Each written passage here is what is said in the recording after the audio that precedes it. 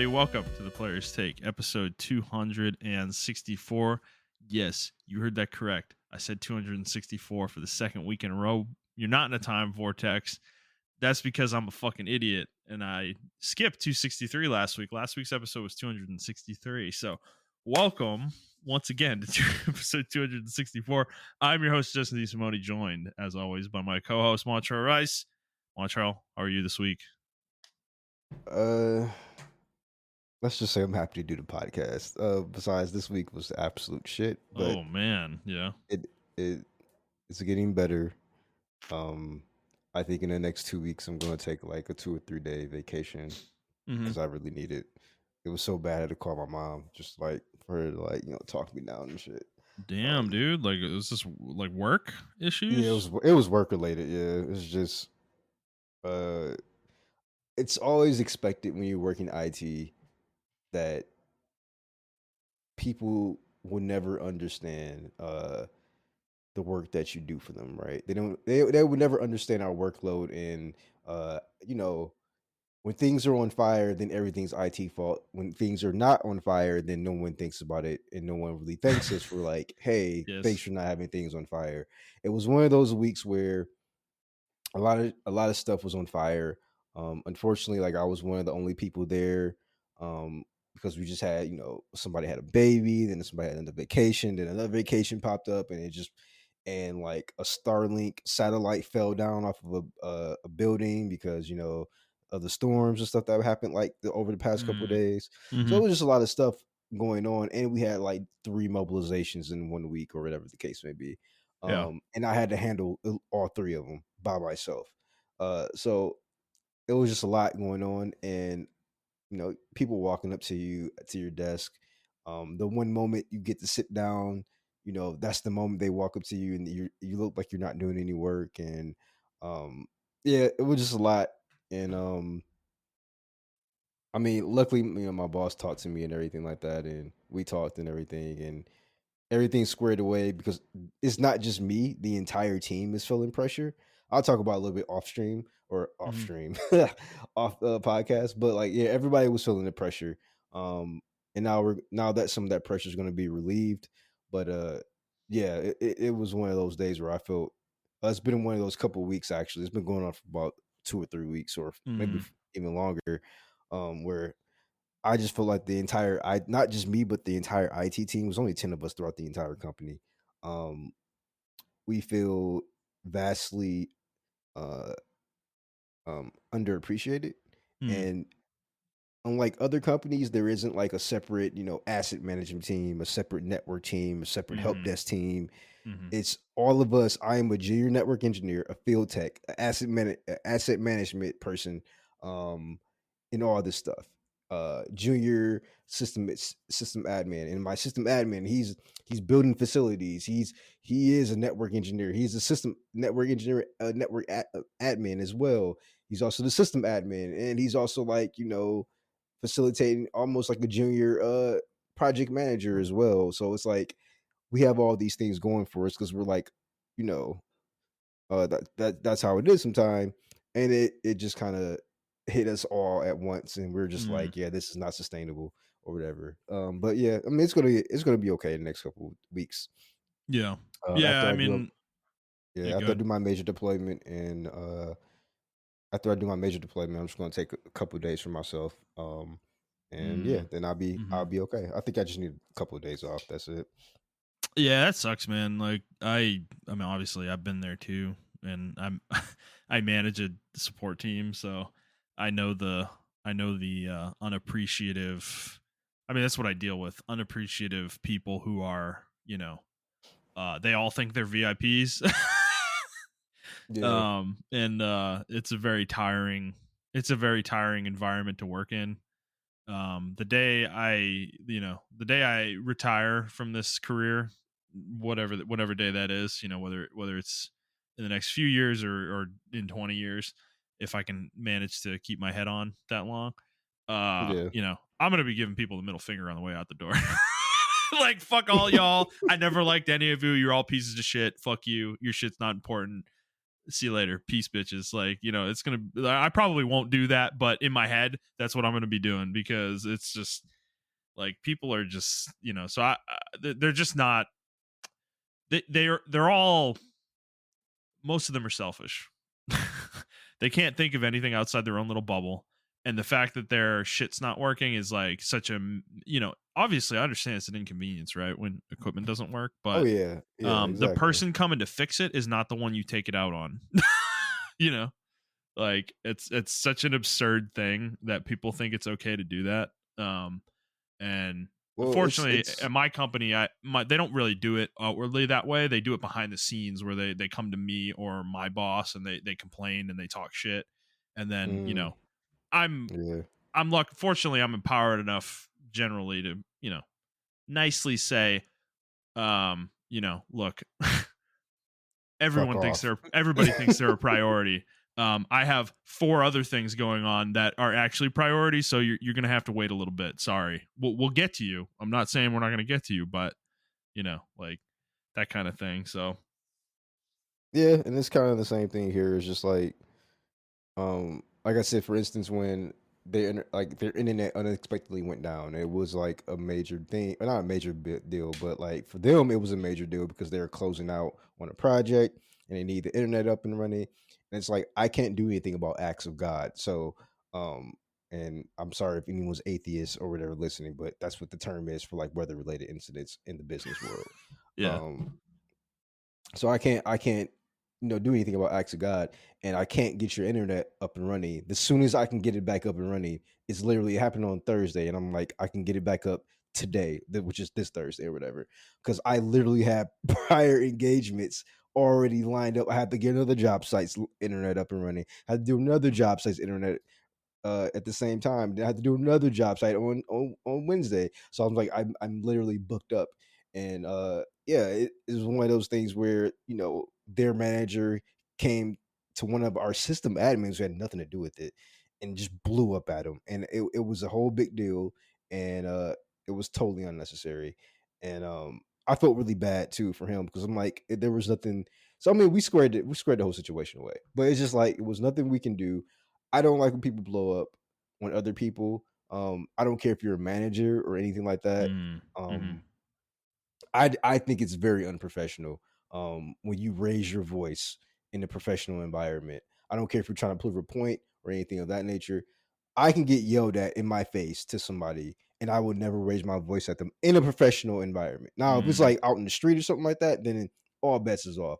But in the professional environment, I can have someone yell directly into my face, and I won't. I will maintain a level of professionalism because not only that's how I was raised, but like I worked in front facing customer service for like almost all my life.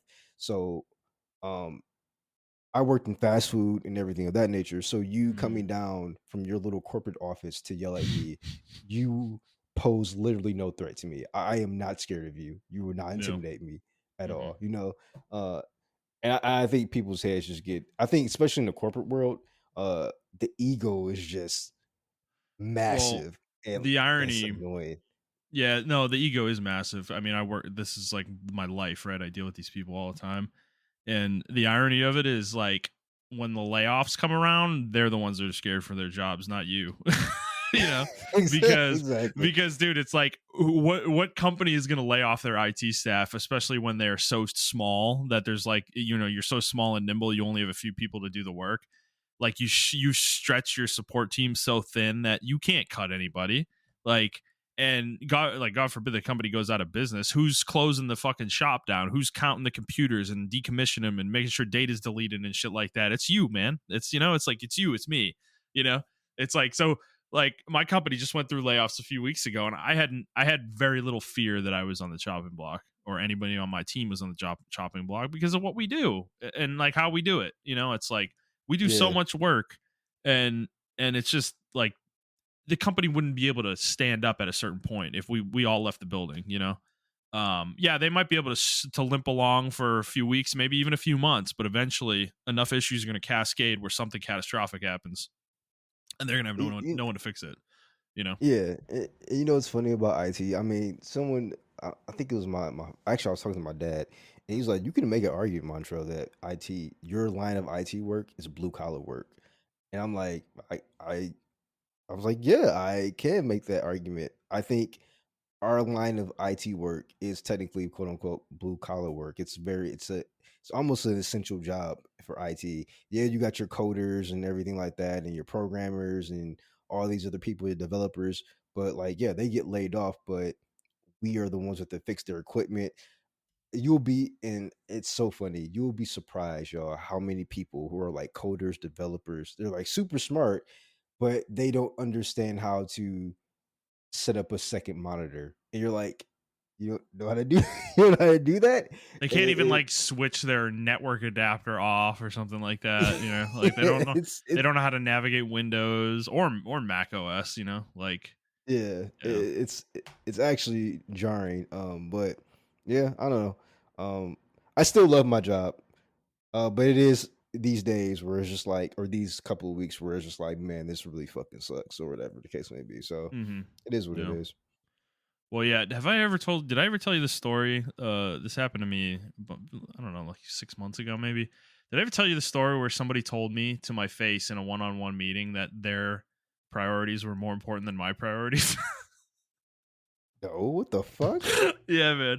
Okay. So this was in September or October, and this was when things were hitting shit really hit the fan, right? Two of my two people on my team had quit in the last, 2 months, very close together. And so I only had two people left and then me, to run a team that was normally four, plus me. And we were continuing to, and this was in the middle of multiple disastrous situations that happened where we had a store, that it was an emergency situation. All of their Motorola scanners stopped working, and that store is the one that sells the most in the entire company by like orders of magnitude, like 3 or 4 times more than any other store. So this store is extremely important to make sure they're running at peak efficiency, right? So we had Yeah. that situation happen, and I had to fly one of my guys out with a bunch of devices, to New York to go take care of the situation. So I'm down another person. So it's just me and one other guy. And me and this other guy had been the leads on a new payment terminal rollout that we had been doing for months, through the summer. And we were getting to the point of the rollout where we were actually having to do the installations, multiple times, multiple nights a week.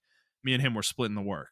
So I'm in the middle of this. I have a guy out of state. He's not even like available to me. And there was a new hire that was coming up, that next Monday. And the equipment hadn't been assigned yet. We weren't even able to work on it, but we didn't really have the bandwidth to work on it either. It wasn't like, my highest priority at the moment. Which is crazy to say. New hires, obviously important, but this was a situation where they had put the new hire in on Thursday afternoon, like Thursday afternoon, and they start on Monday. And if you've ever worked in IT and know all the components it takes to set a person up within an enterprise environment, one business day is generally not sufficient time to get everything completed. If everything lines up and they don't do anything else, sure, you can get it done, but there's a lot of components that need to be lined up to start to get a new user set up. So, but the manager didn't even put the request in for the new user until Thursday afternoon, meaning that like our workflow was such that it would go to our asset team first, and they would assign the equipment, and then a task would generate for us. So we didn't end up getting the task until midday the next day, and this person was from legal, and they are literally calling me. They called my boss, they called my boss's boss, and they're like burning doors down, trying to get like confirmation that they're like, oh, nobody's working on this ticket. What's going on? This person's starting Monday. I need this person now. Blah blah blah. Like I lost somebody and I need a new hire, and I'm like, lady, get in line. Like I have half the team I had a month ago. And actually, I have a quarter of the team I had a month ago because one of the people was on a trip, on a business trip. So it's like, so this woman's hitting me up, losing her mind, hitting my boss up, and then I just decided to call her and try to set the table straight. That like, look, I understand this is a high priority for you. However, I literally don't have resources available to get this done for you. Like, like I literally don't have the bandwidth, you know? And so she starts going on and on about how important it is. And like, you know, this person, like, I need this. I have stacks of paperwork that this person needs to go through the second they're starting. And by the way, this person wasn't a full-time employee they were hiring. It was a contractor. So put that in perspective too. And so she says to me, she's like, I don't care what you have going on. My priorities are more important than your priorities. And I was like, I was like, so I responded to her like immediately and was like, I'm working on a major rollout for all payment terminals in all our stores so that we can actually take money next month. So no, I actually don't think your priorities are higher than my priorities. If you want to take this to leadership, go ahead. Because I'm pretty sure they're gonna take my side on this, but whatever. So then, you know, she hung up in a huff and blah blah blah. And it didn't end up blowing up into anything. I sent her an email later on and was like, I basically committed to like middle of the week after, you know, and was like, we'll have it done by this date, you know, there you go. But it's just wild. It was just so wild. Like this was like some, you know, this is like a high end. It's like she's like a VP of legal, like, you know, important executive, quote unquote. And I'm just I'm just like, I'm so tired of these people. Like I don't take shit from them anymore. It's just like, who do you think you are? You know, it's like you just come into this company and you've been here for 6 months and you think you're the hottest shit around. And it's just like you will be gone in 6 months. You're not an important person to me. Like, you know, like you're just flitting through the wind, you know? Yeah. So it's just like I'm so tired of these corporate types who have what you said, overinflated egos, that think like they're the most important person under the sun when they actually don't do any work and they're fucking like they're just an albatross to people like me and you. Like they just waste our time, you know? It's fucking irritating, man. So yeah, I know what you're dealing with. It's annoying. And honestly, I've had a fun week too. Cuz you know, like I said, layoffs have happened and I inherited a whole new team and a whole bunch of other people are kind of in the same boat and there's a lot of shifting going around, but man, I feel like tensions are really high at my company right now cuz somebody um I I'd asked somebody for help yesterday for an escalation on an issue at a store. And you know, I had been running an offshore tier 3 frontline tier 3 operations team for the last 2 years, and we are losing that team soon, meaning that our infrastructure team, the engineering team internal in house, is going to be taking operations work again because there's not going to be any resources available to do that stuff starting in a couple weeks. So I think that team is feeling very tense right now, and their manager, who just became their manager like 2 weeks ago, you know, I reached out to him for help to get somebody to work on an issue. Like a store was having a problem, and this was Yeah. like, you know, directly after hours. It was around 6:10 maybe yesterday, and you know, I talked to him on the phone. Everything seems fine.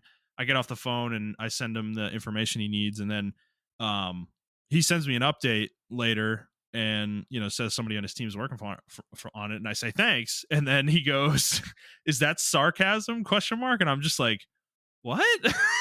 Like I was like, no, Wow. I just appreciate you helping out in a P2 situation after hours. And then he responds with same team, right, question mark. And I didn't get this at first. I just kind of ignored it, and then I showed my wife and she was like, oh, he's asking, are you two on the same team? That's like what he means. I'm like, what? Like what are you talking about, dude? I was like, so I was just like super weirded out by it because I'm like, where's this like passive What? aggressiveness coming from? Yeah. I'm like, cause I've never had a problem with this dude. Like him and I have had like good conversations before, and it just like came out of nowhere. I'm just assuming like he's having a rough week probably, and he's like Yeah. really tense. His team's probably pissed off that they have to take on callback now, you know, after 2 years of not doing it.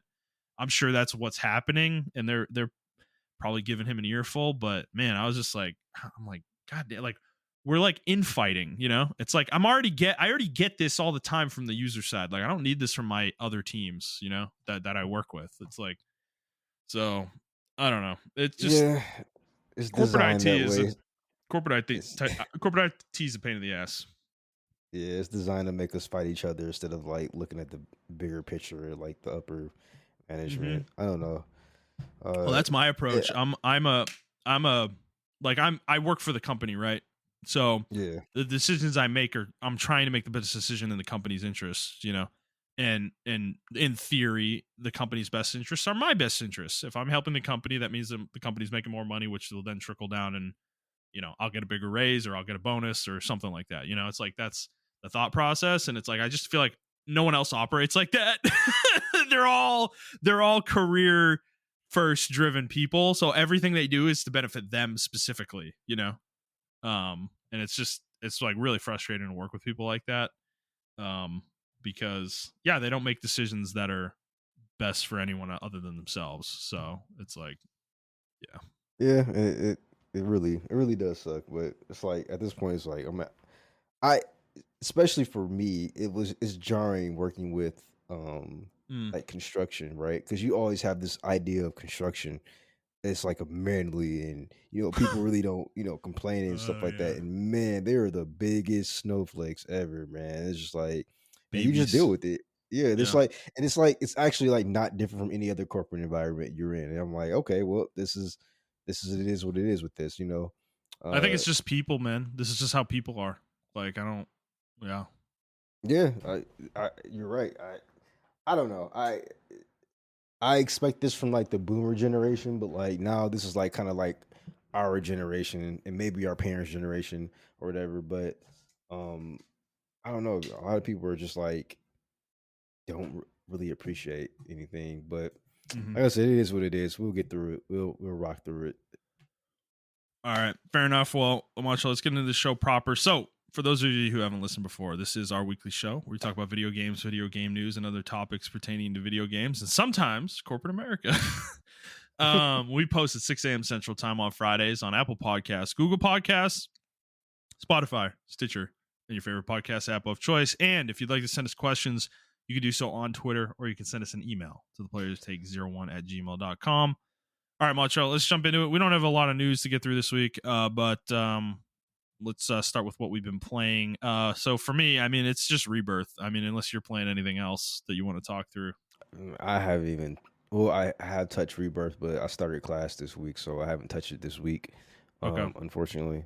And yeah, I did put in the chat in our other group chat with DJ that I'm it was a Facebook post that actually like one of my friends posted on Facebook and he was just like, is it just me or I he's like, I'm 20 hours in and nothing's happened. And I'm like, okay, I'm not the only person.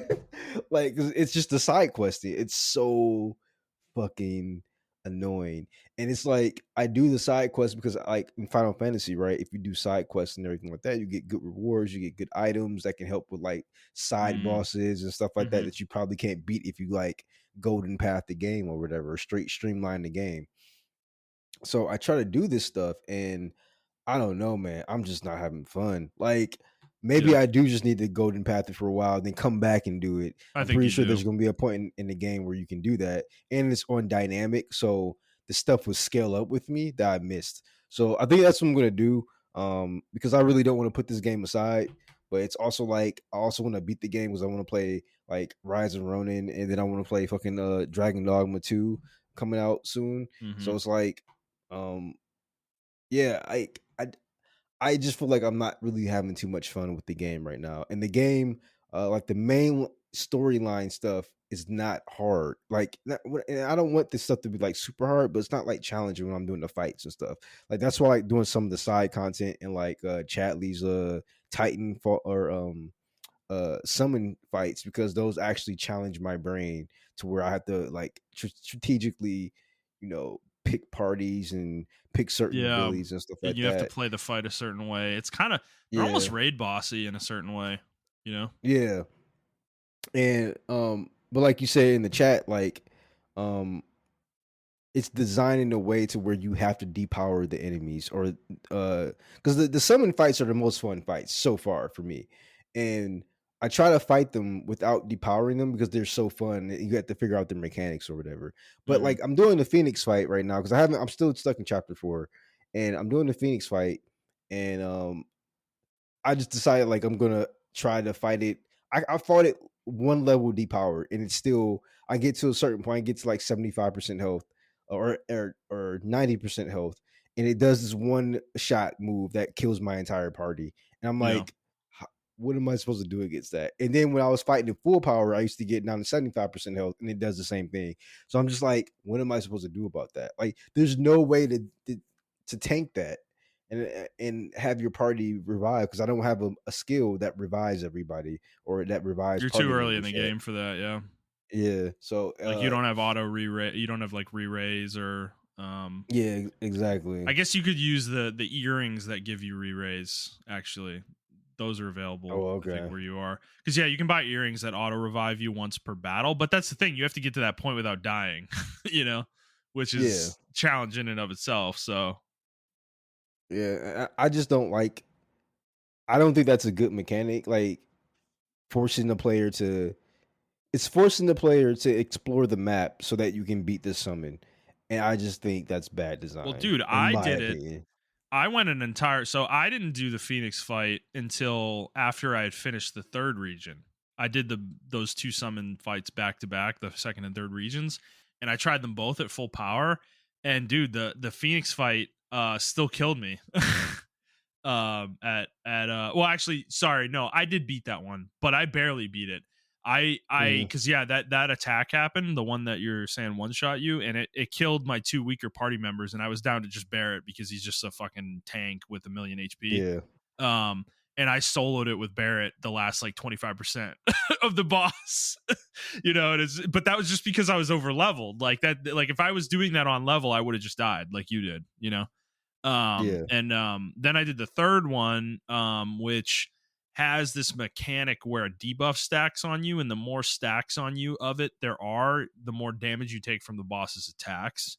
Or a specific boss attack, which is one he starts to spam later in the fight. And it's an unblockable, unavoidable attack. Like you just take the damage. And I tried to do that one, and I was doing that one, at the end of the zone, so a lot later than when you could have first tried it.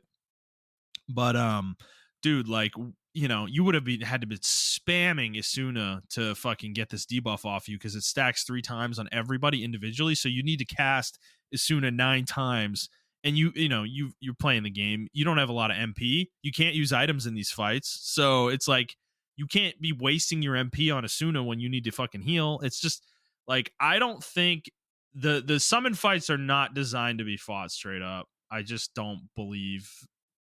I'm sure if you beat your head against it enough, you could figure out what party combination to use, what skills to use, what materia to have on who, how to what strategy to use in the fight, like how to Yeah. use like fight. I'm sure it's possible to beat them on level. I'm not saying it's impossible, but that just to me indicates though that it's poorly designed, which is exactly why the depower mechanic exists through the open world, because I think they recognize that. I guarantee you this was a testing,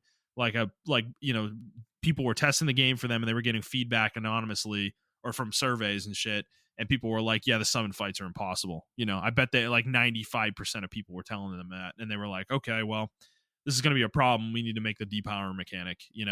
And this is where, like, getting into the frustrating element of hearing people talk about this game, this is where I just do people don't like, the analysis on this game is just missing for me, bro. Like everybody I'm hearing talk about this game is just like, it's like the game has no flaws. And it's just not true. It's just like patently not true. And I'm hearing a lot of people say that the combat in this game is better than Final Fantasy 16, and I just think people are insane. Like, I'm like, I don't understand what you guys are talking about. Like, there's some fucking serious Kool-Aid drinking happening. Because this game is, I said it last week, and I'm going to continue to say this. It is fucking sloppy. Like hitboxes are horrible in this game for you and the enemies. Like, they're all over the place. Telegraphing is basically non-existent half the time. Like it just, like I was saying earlier, or last week, the enemies are hard to read out in the open world. The open world is just really just the colors are just fucking horrible, bro. Like the environments, everything looks the same. It all blends together. I feel like I can't see my characters half the time. I'm like, I don't know, like maybe I'm a fucking old man or something, but I didn't have this problem with Final Fantasy 16. Okay, it's the same company in the same series, and like Final Fantasy 16, I had no issues, bro. Like I'm dodging shit like crazy. I'm perfect dodging. I'm fucking perfect blocking, like no fucking problem. And in this game, it's just like I don't know. It just I feel like everything's slow too. Like when you block in this game, like trying to block out of a combo is it takes forever. Like it's so No, slow. you get stun locked. That's what that is. Yeah, man. It's you get stun locked with some characters, and like if I redid the Titan fight or whatever, right? And he does this move called like Mountain Rock or whatever. He does a Yeah. combo in it. If you get hit by one hit, you're stun locked the entire Well, no, combo. I'm saying no, that definitely happens. I'm saying when I'm comboing, like I'm in the middle of the combo and trying to cancel into a block is slow. It's not instantaneous. Oh, okay, Like yeah, yeah, and some characters are different than others. I don't feel like they're all the same, you know? And this is where I have a problem with the game, and people are just like this. I just feel like there's like I feel like everybody's just playing Cloud and that's all they're doing, you know? Or even though the game forces you to play other characters at certain points, it's like, dude, these characters are all really different, and I have to give them credit for that from a design standpoint. I love the yeah, way everyone's really different. Everyone's kit is really fucking different and distinct, and they did a really great job with that. I'll give them a ton of credit there. The problem is, to me, is like as a player, the only way to learn these differences is by playing in like trial and error. And I almost feel like I just have to go into the fucking simulator to like learn how the characters play in like a a sterile environment where there's no other variables. Because it's like, dude, when you're playing Cloud, right? He has specific combos catered to the his certain buttons, right? When you dodge with him and then immediately attack, he shoots the air cutters. He does that. Other characters don't do anything when you dodge and attack immediately. They just attack. It's like they're not uniform in that way. So everybody has different like combos off of their button prompts or button presses that you're doing, and there's nowhere this is like listed. There's no like combo list that I know of. I've tried to look for it in the game, but maybe it's there. If you guys have seen it, like fucking write in and let us know, but I just feel like I like because for instance like Yuffie, um she's got a lot of different combos you can do. Like you press triangle, she throws her shuriken, right? You can do different things off of that shuriken throw though. So that first button press throws the shuriken. If you press triangle again, she jumps to the shuriken and starts melee attacking with it. If you press triangle and then you press square, she doesn't jump to it. She starts doing ninjutsu and she's doing a ranged attack, and that is a magical attack when she's doing ninjutsu. That's using her magic attack stat. And these are things the game does not tell you. You just have to fucking figure this out, is that a magic attack? Like what types of basic attacks are magic attacks? For Cloud, for instance, his air cutter thing, those are magic attacks. That's using his magic attack stat. That's not using his physical attack stat. How how'd would you you know figure that out? this? Dude, it's I started playing around with the equipment. I put on stuff that was really magic attack heavy, and I noticed the numbers going up on the air cutter when I was doing that. So Mm. I played with it a little bit more intensely. But there's a mini game later on in the game on the third region's proto relic quest where you have to fight these cactars, and they can only be damaged by by either physical or magic, not both. You have to use the right type of attack. So you start getting in tune with what a magic attack is and what a physical attack is. So I started testing this out with other characters just to kind of understand like what the capabilities are. And I only really did Cloud, Yuffie, and Aerith, and then I think that's really all I've done so far. But yeah, with Yuffie, her ninjutsu stuff is all magic damage. That's considered magic damage for her. Aerith doesn't have a physical attack, but in the mini game she does, which is fucking annoying. When you're playing out in the normal game, she does not have a physical attack, as far as I know. Pressing square, she just shoots the little magic missiles out of her staff. But in the mini game, she spins her staff around and like does all these physical attack moves, and I'm like, "Where's the shit? Why isn't this in the normal game? Like, what the fuck is this shit?" So I'm like, I don't know. Maybe I'm crazy. I haven't played with Aerith a lot. Maybe I just haven't I delved didn't into her. know she can use. Yeah, I've been using her a lot, and I Well, haven't had any kind of okay. staff attack type So maybe shit. when you get So to that point and you get to that mini game I'm talking about and see what she's doing in that mini game, mm. maybe you can let me know if I'm not crazy or not, because so yeah, there's like additional mechanics in that mini game for her specifically. And she actually gets these wards mapped to L2 R2 in that mini game as well, that changes the element of her attacks, where she will attack with light element or dark element. And it was actually really cool in that mini game. And it's like, why doesn't she have a mechanic like this in the normal game? It's like, I Yeah, like what they've done with her, but she's still fairly basic, yeah, like, yeah. I feel like they could have did what I actually feel like they could have done with her. Is made her magic more like more magic combo centric. yeah, It just feels weird that I can't. I feel like for her, and then she may have been broken. They haven't done this right, but like I yeah, feel like for her, she shouldn't need MP to use magic. If that yeah. makes any sense. She And they could definitely have would have just been had, broken, but yeah, she would have been you broken, could have but done this like, in a different way. Maybe it's like lesser powered magic or something, which I mean, they kind of yeah, have that in the yeah, game. Actually, they do a little bit with the the elemental non MP attacks. They do have that mechanic in yeah, there. they do have those. Yeah, I think I just got to level roll up, and I mean that's what I'm doing. That's why I'm trying to complain too much in the game because like I'm still early in the game. I guess chapter 4, but it's just like, It doesn't change that much after that. yeah, it's just like, man, just like they really encourage you to use the non MP uh weapons because you run out of MP like super fast, So like using fast. um or abilities or whatever. So I mean, I have been trying to use them a little bit more, and everything of that nature. Um, I personally think as well, like they should have did the tails mechanic. Well, I don't know how they could have done it though. Where like you press another button, I don't know if you press like another, you press L2 or R2 or something, um, where you can flip it. You can Mm. flip your skills to where you can have eight skills mapped, or map it to the D-pad or something. I don't fucking know, because like Tails does that where you can you press either L2 or R2 or something like that, You or get another or four you get another buttons four basically. buttons. Yeah, Yeah, but they would argue, well, that's what the synergy abilities are for.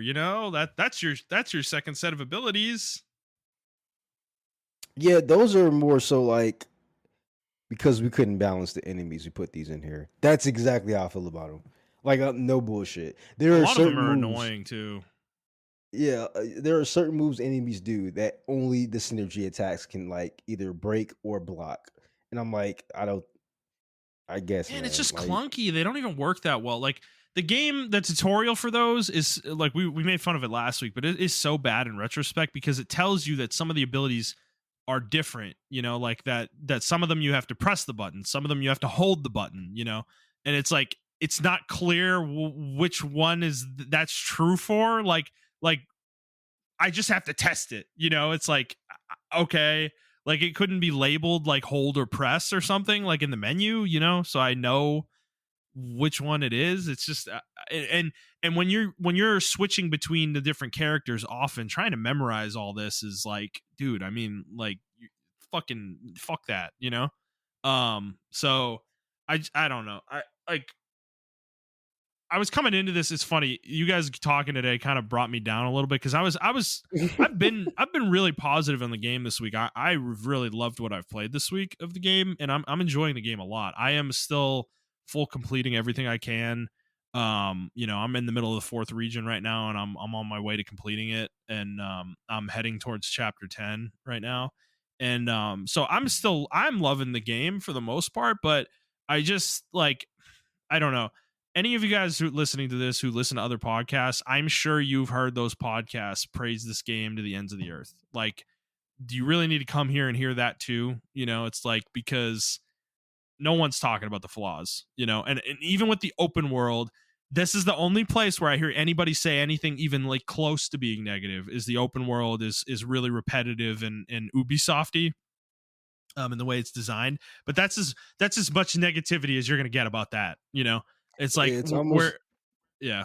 no. Keep going, keep going. I'm sorry. Well, because dude, it's the same in every region. It never gets any different. It's the same activities. The only differences are the quests themselves, the green exclamation mark side quests, and then the proto relic quests are unique between each region, obviously, as well. And those two things are the things that are worth doing. The towers, the subspecies battles that you do, the crystals, those are completely worthless activities to me. Like they're pointless. Like I don't even know why they're in the fucking game. Like they're just something to waste your time, basically. And the only reason the summon crystals are worth anything is because they actually make it so you can win those battles in the summon in the simulator. So Yeah. otherwise, they would be useless as well. So it's just like I don't know, man. And then there's like these Eh, caches that are hidden around the world that the game doesn't label on the map that are hidden, and they'll have a certain number of chests in them, but most of those have useless junk in them. Well, they'll literally give you shit you can collect in the open world, running around pressing triangle. It's just like I don't know, like it, I don't know, man. It's almost like people are not trying to talk about the flaws of the game. This is to the point. This is where I'm at with the game. To be honest with you, man, yeah, I'm to the point where I'm just like, I don't even feel like playing it. Like I don't have a desire to play the game, and that's crazy to me. Like when yeah. I was playing Final Fantasy VII remake, I couldn't put that fucking game down. Like I was playing You it want to and know why? everything. Because it's all gas mostly. There's a couple points there's a few points in the game where the game significantly slows down. Like I think it was like chapter 8. And then Yeah, there's a couple sections with like the ghost warehouse that you're in the sewers that you're in a couple yeah, I remember times that where shit. where Yeah, those yeah, are where the game's like trying to pad itself a little bit, and those are kind of the bad sections of the game. But most of other than that, for the most part, the game is mostly all gas. Like it's fucking awesome from start to finish. It's just the game doesn't let up. In this game, the pacing is kind of your own making. If you want to mainline the game, you can, and you'll get through the game quickly. Like you'll probably be done with it in 30 to 35 hours. But if you don't mainline it, which is, like me, you're going to go 2 straight nights without doing a single thing in the story because you're running around doing open world shit. yeah. And And I, it I just think takes I that just long. gotta, I think I just gotta give up on the open world shit for right now. Like I I wanted think to so try to too. platinum the game, and like do everything on the first playthrough, and then do the hard mode, and then that's it. Yeah. But I Don't was bother because you're gonna realize how daunting of a task that is. Because I had the same thought process is I was gonna do everything but the hard mode trophy and come back some other day and do hard mode. Don't bother when you get into some of the later stuff, the side quests and the Johnny's. There's like a side quest where you have to get all the collectibles in the game, and you realize some of the dumb shit you have to do to get some of those collectibles. It's not worth it. Like, do that in the future when you endeavor to actually get the platinum. Like, don't waste your time doing that now. Like you're gonna have to go do stupid shit like and then getting all of Chadley, like making all the materia with Chadley. You have to do all the simulator battles as well, and for some of those you have to go into the open world and you have to use assess on every enemy in the entire fucking game, in order to unlock the battle, and shit like that. It's just dude, it's gonna be really tedious at a certain point. Actually, and another thing, now that I mentioned assess, the necessity of assess in combat is unbelievably glaring. Because it is so unclear how to fight some of these enemies without using assess that it's like laughable. Like I think this is where the game's like action combat design to me is like really glaringly poor in some ways.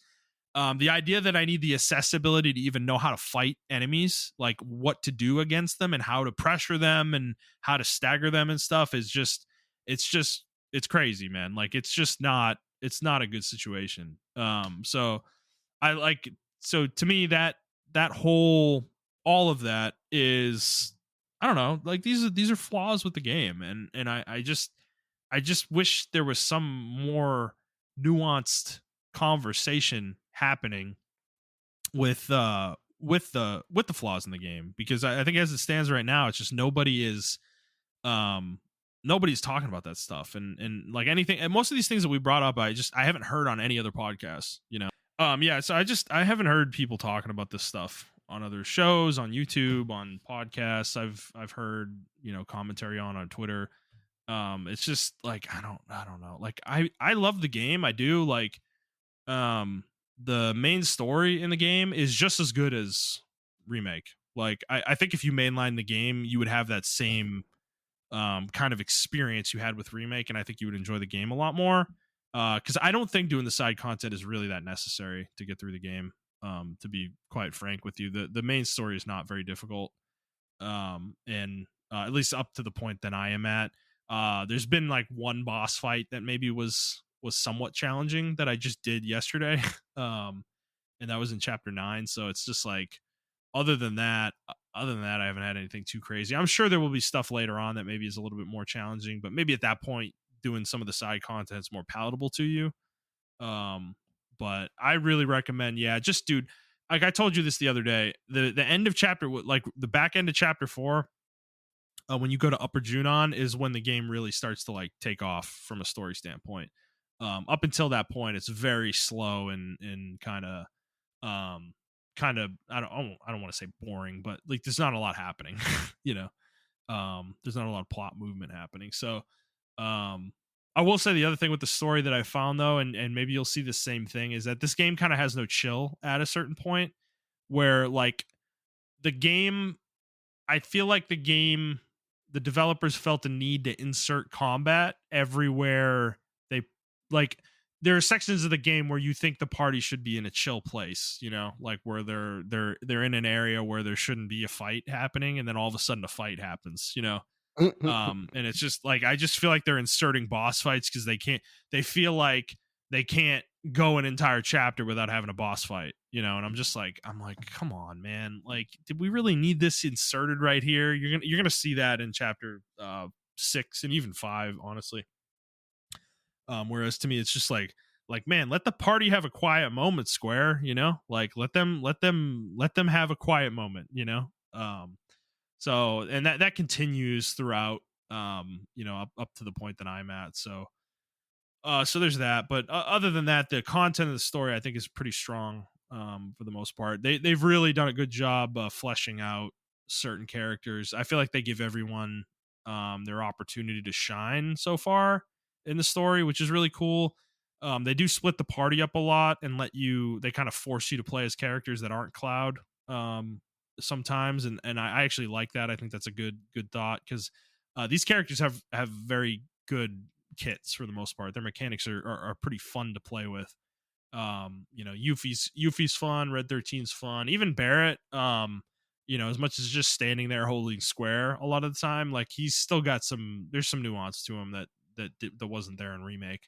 That I do enjoy, and actually later on he becomes a pretty strong damage dealer, interestingly, and he's like a fucking uber tank at the same time. So he's actually come back into my party. He's becoming a mainstay in my party again, because he's just really good, within the 3-person party. So yeah, I don't know. I mean, um is there anything else you wanted to say on Final Fantasy 7, or No, I'm gonna give it a chance, or I'm gonna try to mainline it, or whatever. When I I'm get a telling you, I chance. know where you are right now.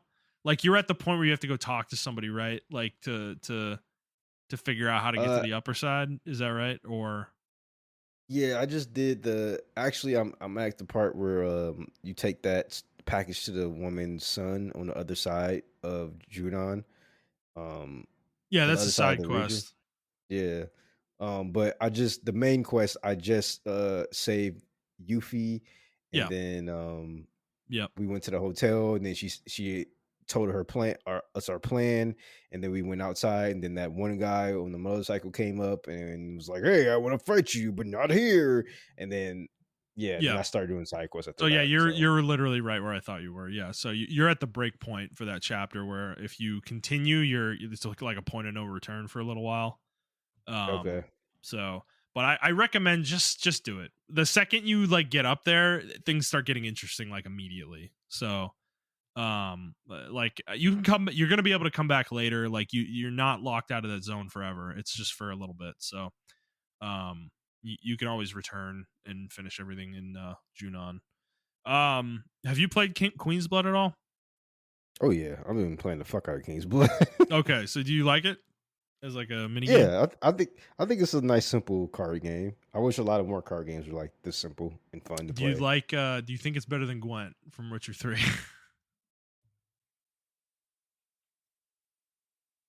Yes and no. Yeah, I think I like it more a little bit more than Gwent. Gwent is a little bit more complicated. Not a lot, but a little bit more. Hmm. Um, I do like Queen's Blood a little bit better, just because I can. It's easy for me to get into it and jump out. Gwent, I It's still have to kind of quicker. remember the It's rule. quicker. Gwen Yeah, is a little bit longer. yeah. Um, I still have to kind of remember the rules of the game and stuff when I play Gwent. Um, but I think both games are actually fun.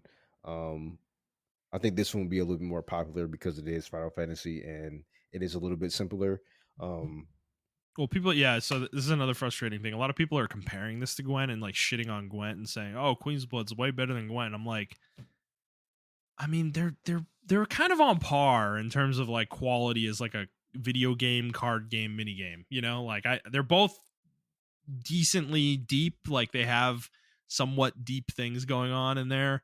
It's like I don't like what. Why do people feel the need to like take a shot at Gwent, you know? It's just like I don't know. It's annoying because deeper into the game, like you get access to different archetypes of cards, and you know that's key for any good card game. And you know, there's some interesting things you can do because my main strategy right now is actually destroying stuff. I've that like the destroy meta is kind of the way I'm playing right now, and I'm fucking obliterating these AI players, man. Like they don't stand a fucking chance against my yeah, I deck think I right need to now. get So better cards because I'll be trying to play aggressive as well. Like that's my strategy, just take over the entire board. yeah, I think I need to get better cards to kind of facilitate that play style. it is funny though. They have managed to create a game, a card game where going second is actually better. Yes. But Okay. I'm not crazy. I yeah, actually start passing my turn. I was like, I'm gonna pass. I got to see what the not really see what the AI does, but I need to place my cards in a certain well, you order need to to be where. careful with that because if you pass and the AI passes, the game ends. So Really? yeah, I've tried that before where I needed the AI to play something in a space and I had no more room. Like I wanted them to play so they would take the zone and then I could then play something to take the zone, like take it over from them, and then they couldn't play shit. But I had less score than they did when I passed, and they just passed and won. So yeah, you need to be careful with that. You can't abuse that. It's not like they're not just gonna play. So you must have been ahead when you did that. Well, I actually do it on the first turn, like the very first turn, I pass. Mm, Because usually the way it okay. goes, Yeah, that by the time see I that reach the middle of the board, they get that that's they get interesting. they take the middle of the board before I do because I went first. So I usually But then pass you on can the counter first and take turn. it from them, and then they're stuck. Ex- Like, exactly. yeah, yeah, and that's what I've found as I've played it. You know, playing first, the AI is actually pretty smart. They will wait. Like, they won't take zones just to take zones. They will wait for you to place, and then they'll take it from you. Yeah, And exactly. they're actually pretty good about doing that pretty consistently. So I haven't I haven't lost too many matches, but I have lost a couple because they had the upper hand on that, and it's because they go second. And that is funny. It's almost like an exploit. Like, I feel like the game should just roll randomly and figure out who goes first. You know, like the player Yeah. should not always go first. I Yeah, think I that's don't like that. I don't like that personally. Yeah, but I don't know. Besides that, I think it's okay. I think it would be cool as a mobile game, maybe. Like Gwent is, Yeah, you I know. don't know. Gwent died, man. It didn't last. Like, nobody wanted to play it. Like, I feel like the same thing's gonna happen here. Everybody's like, "Oh, they should make a game out of this." Like, no, dude. Like, we've been down this fucking road. None of you fuckers are gonna play it. Like, shut the fuck up. You know, it's like you're not card game players. You're like, "Oh, this is cool little mini game in my video game. You know, let me play this." Like, you're not actually card game players. You know, it's like so. Just I don't know. Like, because that's exactly what happened with Gwen. You know, everyone was like, "Oh, we love Gwen. Oh, we love Gwen," and then they make a video game out of it, and they're like, "Ah, we don't love Gwen. You know, whatever. I got better things to do." You know, it's like, okay, well, anyways, one other thing, yeah, that you did remind me of when we were talking about this is the mini games in this game. There are a million of them, and they are all pretty much almost all of them are high quality, very well made. This game is very much on point with the mini games. They've done a really good job with those. So when you get to Gold Saucer later in the game, it's fucking it's crazy. They legitimately built like a fucking amusement park in the game. Okay. So it's pretty cool. But So yeah, they've done a great job with that. I will say the characters, they've done a good job with the characters as well. Like I said, everybody's kind of getting their moment in the sun, and you're kind of getting a fleshing out of some things that weren't really explored in the original game as well, which is cool. But yeah, I just think overall, like the game, I just feel like it doesn't need to have as much shit as it has in it. That's always, I don't know. That's just become my common feeling on games nowadays. Is I just I don't need 100 hours of content from this game. Like I really didn't need that, and I appreciate they're That was trying to. our main praise of the last game. I It know, didn't fuck right? with our time, and this game is really playing with my time right now It's at doing the the opposite. worst It time doesn't respect your possible. time. Yeah, yeah, at Yeah, the worst time possible for me too. It's like, and this is just for me personally. Like, I would be going to class when this game comes out, and like, it's an intense class. I got to study, so I don't have tons of time to just pour into the side questing. In this hmm game, yeah, I just feel like it doesn't respect my time right now. And I understand why they did the dynamic thing, because so you can go back and do stuff. And maybe I just need to take advantage of that, and I will take advantage of that. But yeah, I don't know. The side questing is not this game to me. They just didn't design it to be beaten on the first. They designed it to be replayed. Like you're yeah, supposed to just replay it, and I I think that's agree. what I'm gonna do. Okay, fair enough. All right, Montreal. Well, let's move on into the news. We have one news story this week, and this one was interesting because it involves Apex Legends. A game both of us have kind of let go. Recently, but well, me less recently than you, but um, so they had a tournament this weekend going on, and they two of the players in the tournament were hacked live on stream in the middle of the game, like in the middle of games, and hacks were installed on their computers and enabled, and this was shown on stream and happened during the stream, and they had to shut the tournament down. After it happened the second time, they shut the tournament down and basically will postpone the tournament, and then they recommended that people don't play the game right now, which was interesting. So Montreal, do you want to go into the specifics on the hack that was used? Because this is So an exploit of the game, we found out.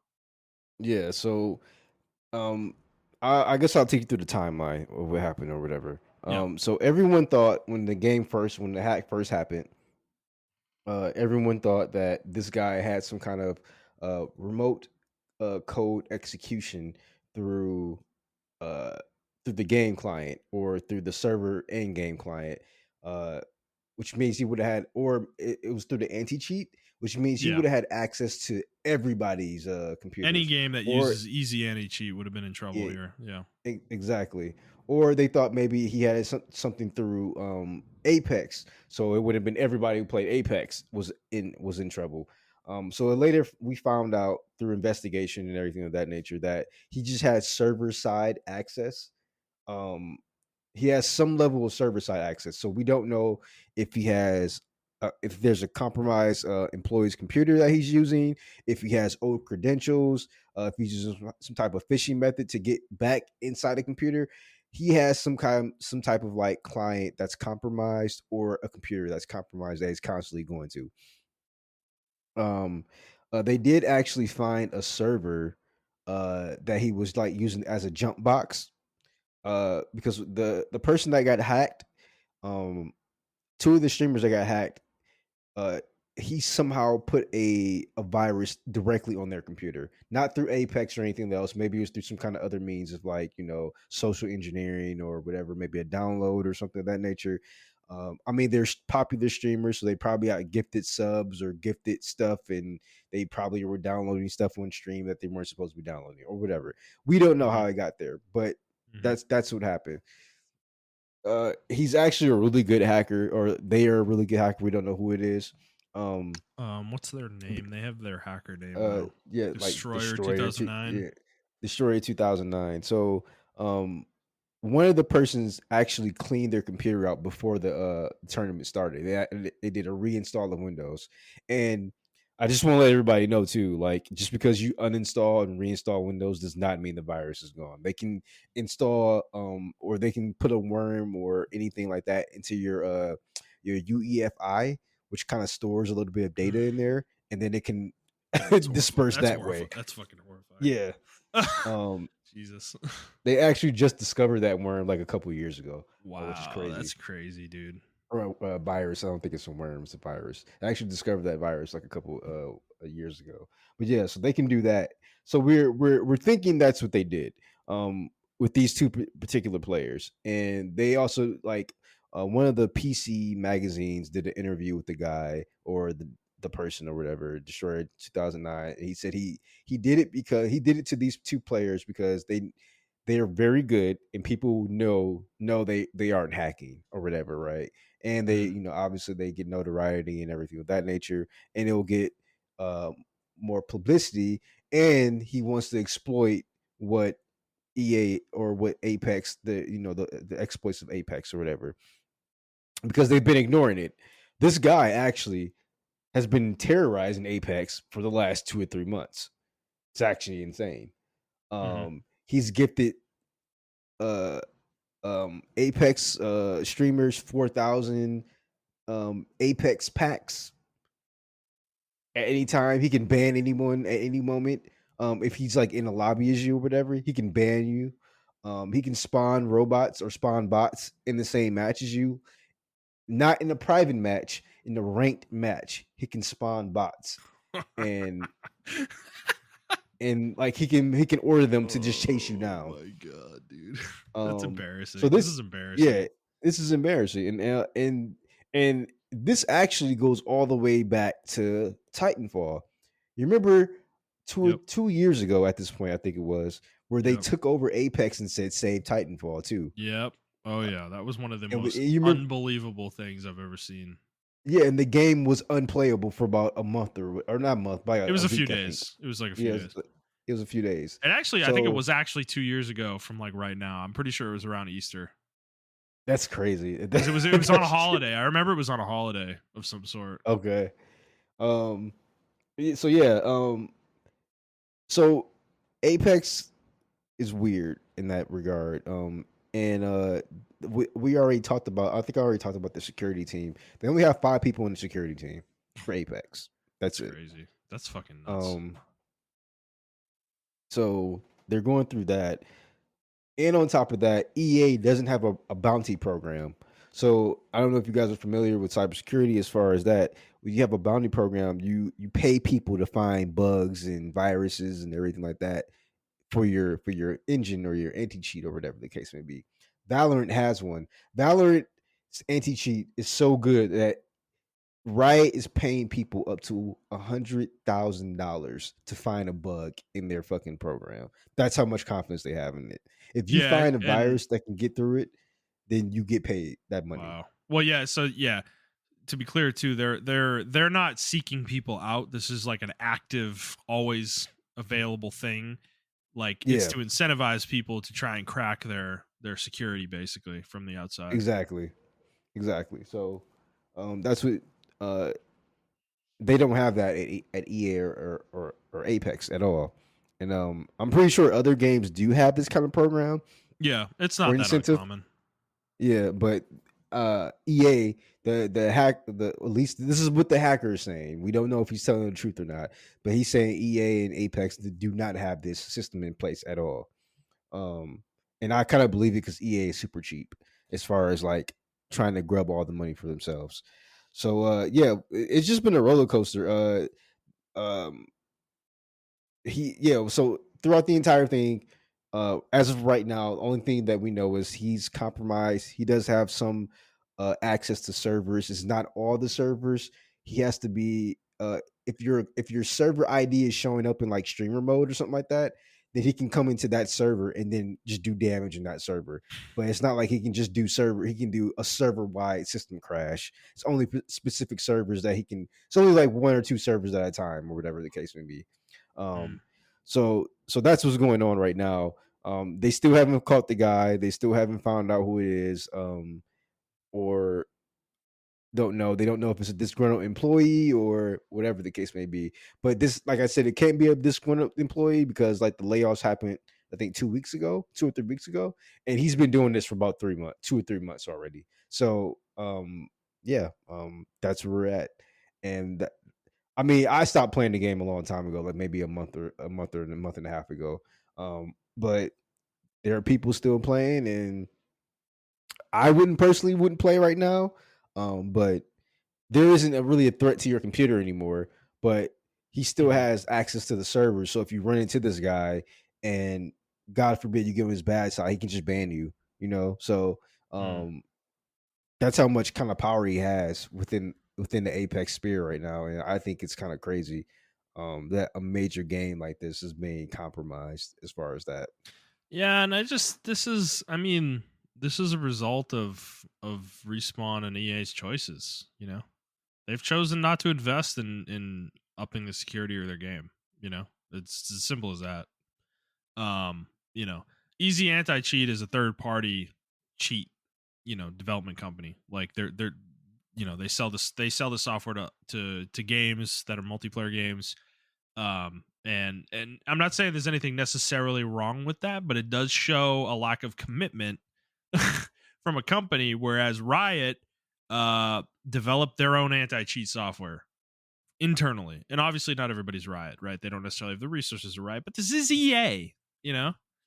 Like, we're not talking about a fucking indie studio with like a small 3-person team with Respawn. Like, this is a big team with a multi-million dollar game, that they're working on. They definitely have the money to invest in their own anti-cheat or enhancing easy anti-cheat, instead of just passing it off to some other fucking company to do this for them. Yeah. um so I don't know. It's just a direct result of the choices they made, and I don't really feel bad for them, frankly. Like, I'm not endorsing this kind of behavior. Like, you shouldn't hack a game. Hacking is illegal for a reason, but at the same time, like, dude, this is like, he literally says that, like, this is why the reporting on this is so annoying. When you like look this story up, the interview that TechCrunch did, they're the first ones who did an Yeah. interview with this guy. Every headline says that he hacked the games for fun, quote unquote. And I mean, he said that in their interview, like that is a quote, but he literally says directly after that, that let me find the exact quote. Yeah, he said he did it just for fun and with the goal of forcing the Apex Legends developers to fix the vulnerability he exploited. Like, how is that not the headline? I don't know. Like, it's like that is such a, and everybody's so focused on this guy, that it's like, oh, this guy hacked it and he's a piece of shit, blah blah blah. And it's like, sure, I guess, but like, can we like point the finger at Respawn? Did you see how fast they responded to this? You know, that they actually like did something and are like already rolling out fixes for this problem. It's like, it's fucking embarrassing, that you have to be publicly basically humiliated like this at one of your events for a pro tournament play, and that's when you take dude, it's just pure corporate bullshit. I see this shit all the time. Working in fucking IT, dude, is like Yeah. things. I bet their security team has been telling them about this shit for fucking years. Their leadership, and their leadership never ever fucking prioritizes it, and their security team is probably just like, fuck, dude, like, this is fucking bullshit. Like, we're gonna have an event if we don't do anything about this, and nobody fucking listens to them until something happens. Dude, it's so fucking common in executive leadership in tech. It's a fucking joke, bro. Like, I literally know how this shit has probably gone for them, and it's just, it's fucking embarrassing. Like, that's all I got to say about it. I think it's just completely embarrassing. So, No, you're right. I think it's actually fucking insane how long this has gone on for. I mean, this is before even before this. I mean, how many hackers have we ran into? How oh yeah, many, it's a problem that Apex, like, it's to the point where we don't even know if we are like getting legitimately killed by a legit player or not, like, or, um and they should do something about it. And unfortunately, it takes this, and I still don't think they'll learn their lesson after this. Like, I yeah, still think this will be the hacking situation is still going to be an issue even after this is taken forth. And it's like I understand too, like, you know, if you're a developer right now, you're like listening, or it's like, well, it's not even that serious. It's just a video game. We have lives. And it's like, yeah, I understand. But if I pay a product, or I guess I'm not paying for this product because it's free to play. Like if I'm playing your product, and your product's constantly being harassed by hackers and cheaters and stuff like that, I don't want to play the game anymore. Like, Mm-hmm. and I think that's what Apex's problem is, in my opinion. Like, uh, not only the Smurf problem, but like the hacker situation. If we're not running into a hacker, we run into a Smurf. If we're not running into a Smurf, we run into a hacker. And that's why their new player count retention is bad, in my opinion. Like they're just Yeah, getting previous players like us. They're it's a not shitty getting new experience. player. Yeah. Yeah. Well, So I just uninstalled the game, so yeah, I did too. I hadn't actually uninstalled it. It was still on my computer, and having this conversation right now, I'm like, nah, fuck it, I'm done. I don't. Why do I still have this game? Yeah, I uninstalled it too. Like I just don't play it anymore. So there's really Yeah, no point in it having it on my computer anymore. So yeah, and it actually takes up an absolute fucking ass ton of space. So, so yeah, I don't know. See you later, Apex. Hope you get your shit figured out.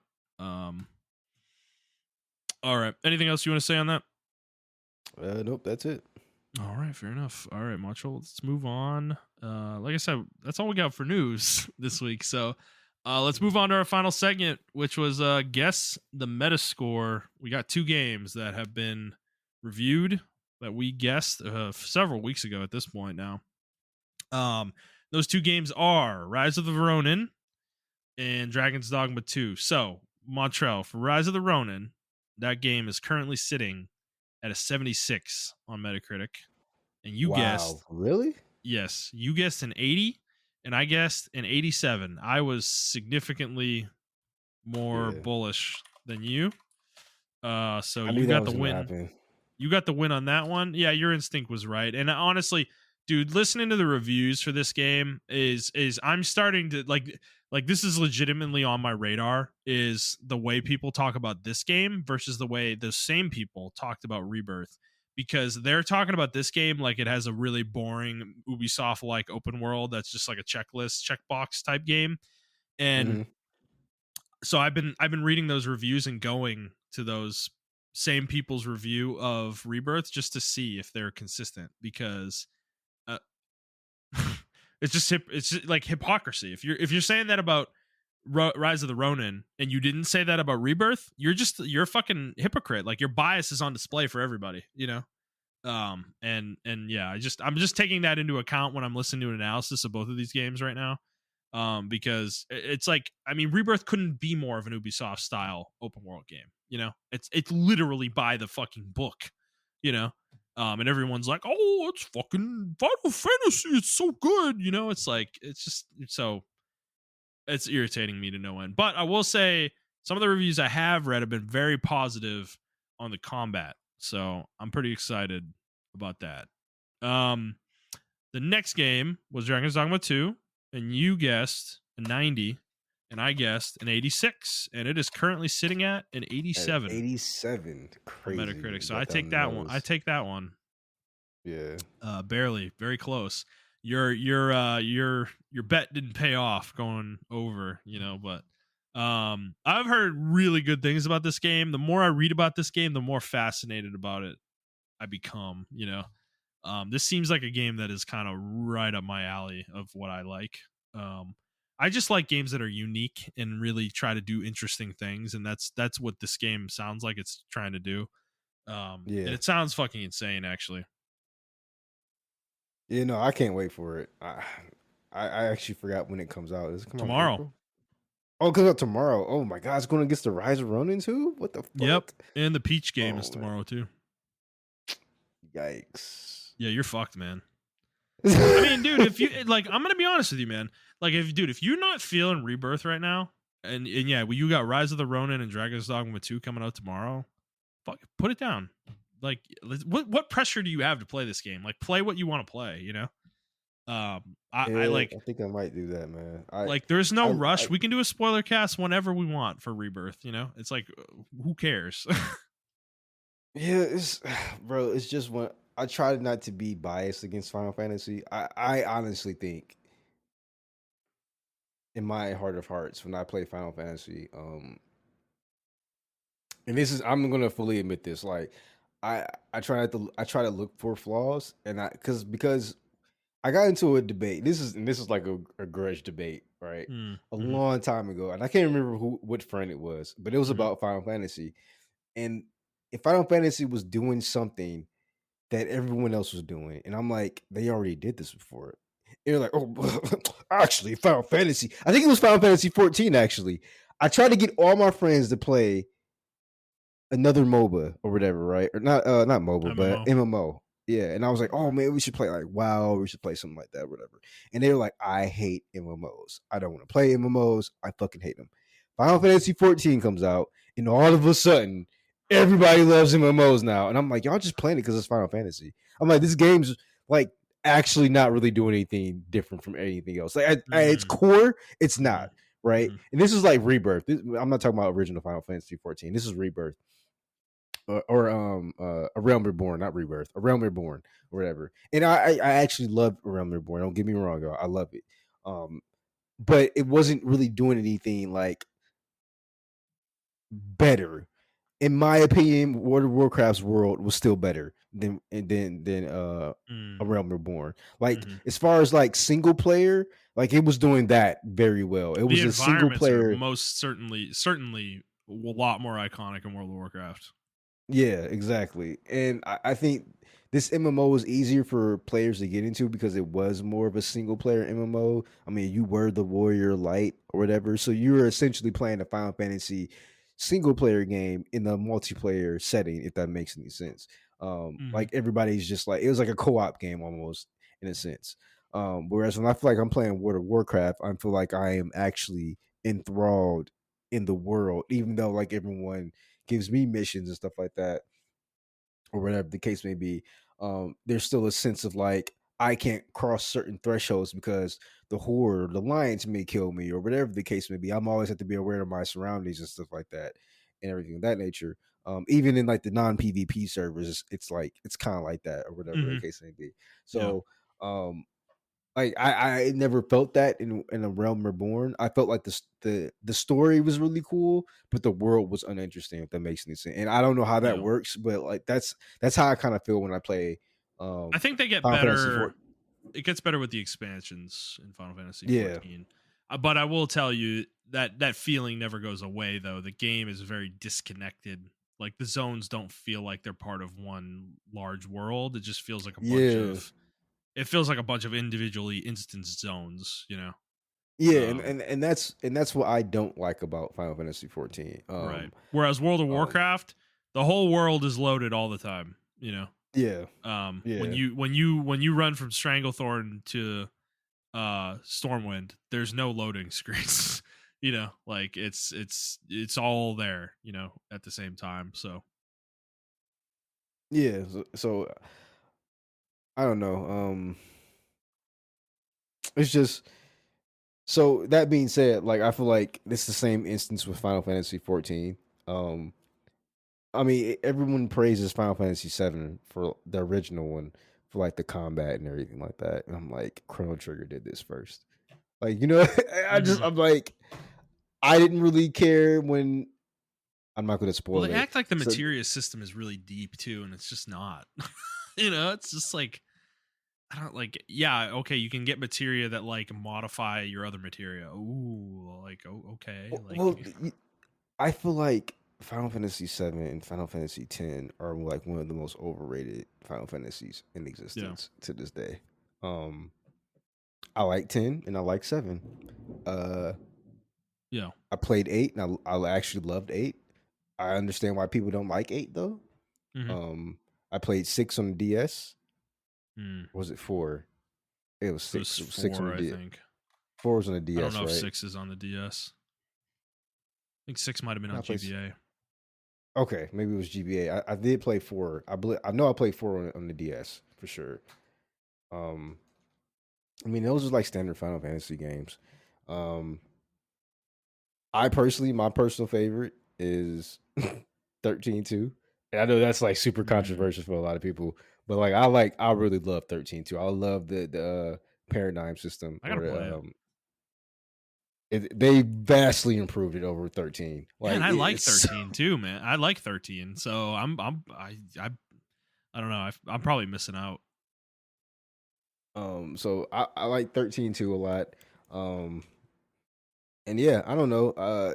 People are like, yo, you know, it's how they skip. They're not remaking Final Fantasy 13. I'm like, they actually, I think they should, man. I think Lightning got the short end of the stick, man. I actually like Lightning a lot. Mhm. And I was actually one of her biggest haters when she first came out until I actually played the game. And I was like, oh, I actually like this game a lot. I Hey, you like know who Lightning Returns. sucks? You know who sucks? Vaughn from 12. Oh my God. He shouldn't even be in the party. I forgot about Final Fantasy 12. I beat that game and I never talked about it because I just don't care about it anymore. I think it's an interesting concept. It is just like poorly Well, executed. I've heard the Zodiac Age, and maybe this is just Final Fantasy bias happening again. But people say that the Zodiac Age version of the game like fixes every issue. Like it's like, It does. It the fast forwarding thing or making the game speed faster. Oh my God, that's like heaven. well, that's true in every Every dude. Yeah, every game, every old school game needs a needs fast a forward. fast forward. No, and I totally Yeah. agree with you. So I'm thinking about right now. I'm kind of really into Final Fantasy VII is getting me really engrossed in Final Fantasy again, Mm, and I have never. So this is like my stat sheet on Final Fantasy. Right, never beat one. Never beat two. I've actually never played two. I never really played one either. I literally booted it up and watched the opening cinematic or cutscene. So never played either of those. I played three for maybe 3 or 4 hours on the DS or the GBA. It was the GBA. I think they remade that one on. So I played that for like 3 or 4 hours and then never played it again. Four, I actually have gotten through a large amount of four, but I never beat it. I probably got through 75% of it, maybe 80%, but never actually beat that game. Five, also played for maybe like 2 hours and then never never played it again. Six, I have tried a couple different times to play and just could not. For some reason, that game was not clicking with me.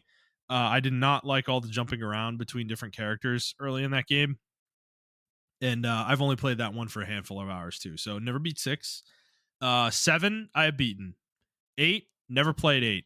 Nine, never played nine. 10, I've mentioned this a few times on the show. I've gotten very close to the end of the game. I get right to the end of the game and burn out every time I try to play it. I've done it, I think, 3 different times in my life now. So I've never beaten 10. Never played 11, which is the MMO, the first MMO. 12, I've beaten. 13, I've beaten. 14 is an MMO, but I have basically played that up until the end of Endwalker. So I've, essentially, I put a shitload of hours into that game. 15 I've beaten, 16 I've beaten, and then 7 remake and 7 rebirth. 7 remake I've beaten and 7 rebirth I'm probably going to beat more than likely. So the more modern Final Fantasies, I've played a majority of them, but the classic ones I have played very few. I've beaten very few of them. I've actually, seven's really the only one I've beaten of the first like 9 games. So I'm actually thinking of getting the Pixel remaster on PlayStation and like going through some of those soon. Cuz I feel like it's like I almost feel like I have to do it because I feel like I'm missing something with Final Fantasy. Like when you talk about the way people are with Final Fantasy, like there is this bias that exists for Final Fantasy and I don't understand it because there's like a huge period of time from 2000 to like I don't know, basically when the remake came out in 2020 for like 20 years basically where Final Fantasy has largely sucked, you know, like there were really not good games in the franchise in that period of time, like 10, like you said, 10 is fine, 10 is okay. I don't love 10, I don't hate 10. I think it's a good game. I think the story is pretty good. yeah. But there's a lot of JRPG cringe in there. It's super linear despite what anyone else wants to fucking say about 13. It is probably the most linear Final Fantasy game in existence. Actually, is 10, and then 12 is it's like it's a whatever game. It's really it's the same kind of thing. I don't love it or hate it really. And then 13 is one of the ones I like the most, actually, in this 20-year period, which is the one everyone hates the most. It's fucking weird. And then 13 2 never played it, so I can't speak to that one. 15, you all know my feelings on 15. I don't need to repeat that. Yeah, we don't need to 16, go into that. yeah, 16, I really like 16 a lot. I think it's a great game. It has plenty of flaws, but overall, it's probably my favorite. It actually is, at this point, probably my favorite um of the mainline games in this 20-year period, or 23-year period, I guess I'm talking about now. But and then remake is really it. I think remake is the one that I like the most out of the more modern games. Um yeah, and it's just so it's like I feel like I want to play this classic stuff to kind of get my get an understanding of the series and really see where all this like love really comes from, because I just don't, having played all these games, like the more modern ones, I don't necessarily get it. Like there's a charm to Final Fantasy, like the structure of it, and no, not necessarily the structure, but the aesthetic of it, the style of it, and the obviously the monsters that are like iconic, like the cactuars, the moogles, the chocobos, all that stuff. Like all that Yeah. stuff is really charming within the franchise, and I personally do enjoy that stuff and love it. But I just feel like there's like this elevation of Final Fantasy that is like not So this is what I feel like justified, Final Fantasy. I guess. I feel like Yeah. Final Fantasy is. I was playing it the other day, and I don't know. I was just looking at the font and everything in Final Fantasy because, like you said, Final Fantasy remake, uh, Final Fantasy VII remake is probably my favorite out of all the Final Fantasies, in my opinion. I really love that Final Fantasy game. Um, it kind of restored my hope in the franchise because I Yeah. was just like, I thought I played Final Fantasy VII. I played it 2 or 3 years after it came out, so it was like probably 2000. I Yeah. played it, and then I played. Actually, you know what? I lied. I played 10, and then I went back and played 7. Hmm. Because 10 was actually one of my first Final Fantasy games, and I'm like, what am I missing from this game? Um, what am I not understanding from Final Fantasy the franchise? So I played 10. I was like, oh wow, I like this a lot. Now I played 7. I was like, wow, this reminds me a lot of it has the ATB system and everything like that. It's real time, Mm. a lot like it reminded me a lot of Chrono Trigger. Yeah. So I liked it a lot. So, but I played 8. I didn't finish 8. I got really close to finishing 8, and then I don't know. I just dropped it. I didn't play 9, but from what every time I hear someone talk about 9, I've never heard a bad thing. Every person that's Same. played 9, Same. I say this. Every person that's played 9 never heard anything bad about 4, 9. yeah, dude, 4, 6, 7, and 9 are the ones that are like, they feel like the untouchables, you know? Yeah, exactly.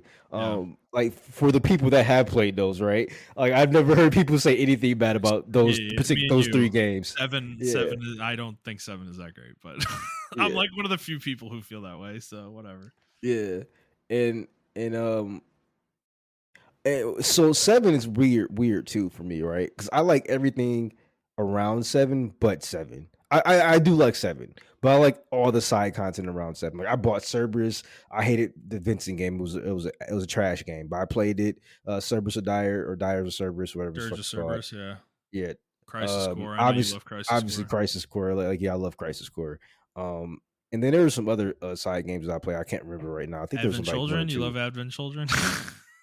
No, I actually didn't like that. A lot of people like that. No, I did most not people like it. don't, man. It's not well looked upon from what I've Really? Okay, seen. maybe it's like Yeah. revisionist history on Twitter then, because people like, oh my Yeah. god, this I love Evan Children or whatever, and I was just like, Bro. I Yeah. didn't like it too much. It's not great. But yeah, so um, all that happened or whatever, right? So I think when it comes down to Final Fantasy, bro, I think it's more of a luxury RPG. Um, it's and when I say luxury RPG, they try to do everything to where it's like you're feeling like you're playing an elevated RPG. Because that's kind of how I feel when I'm playing, or that's the aesthetic it's trying to give me when I play those games. Like when I play Final Fantasy 7, 16 or whatever, it feels like an elevated. Hmm, this is an elevated, character action game. This isn't your Devil May Cry. I mean, it is your Mhm. Devil May Cry, but this Yeah. is more elevated. It's like if I get a steak at Chili's, right? it's a six. It's a um really good steak. Or no, I'm gonna say Chili's. I would say Saltgrass because Saltgrass is some fucking phenomenal steaks. Uh, Absolutely. Yeah. so I get a steak, a ribeye steak from there, right? Then I go to Roof Chris and I get a ribeye steak from there. I actually don't think Roof Chris steaks are that good, but No. you're paying for like the environment and the aesthetic of Roof Chris and the feel of it or whatever I the see what case you may be, mean. right? Yeah. So I feel like that's what it is for Final Yeah. Fantasy games, right? Yeah. You're paying for that elevation. And unfortunately a lot of people um they don't play other games outside of Final Fantasy, or maybe they do, but Or they other always come back. JRPGs. Yeah, that's what I meant to say. JRPGs outside of Final Fantasy, um, and they always compare it to Final Fantasy. I think Final Fantasy and Persona are on like two opposite ends of the spectrum, and I don't know which Mm, spectrum was which. To be honest with you, right? You have Persona, who's like has always been there. It's like the ugly kid or the ugly girl on the block or whatever kid, dude, whatever, who was ugly, and then now they're like super hot, and you're like, whoa, like you're fucking hot, or girl, you fucking hot as shit, yeah, you man. know, right? Yep. You're totally right, bro. That's And 100% then it. That's yep. it's like people who play Persona, like I always see I Oh, always saw the yeah. potential in you, babe. Like, Fuck all of you. None of you played Persona before Golden came out on Vita. Fuck you, man. Like, I don't believe anyone who fucking who fucking said they played this shit before fucking Golden. Like, seriously, the vast 95% of people who play Persona now were introduced to it through 4 Golden on Vita. There's like I will probably admit that was me. I played for I Golden. am too. I fully admit that. I just like all these people acting like they're deep Persona fans though. Oh yeah. Oh, did you play 3 before Reload came out? No, I fuck you. No, I doubt you did. I doubt any I of you did did. play. I went back and played through after I played Golden. Did you play I 1 did or go back and 2? play.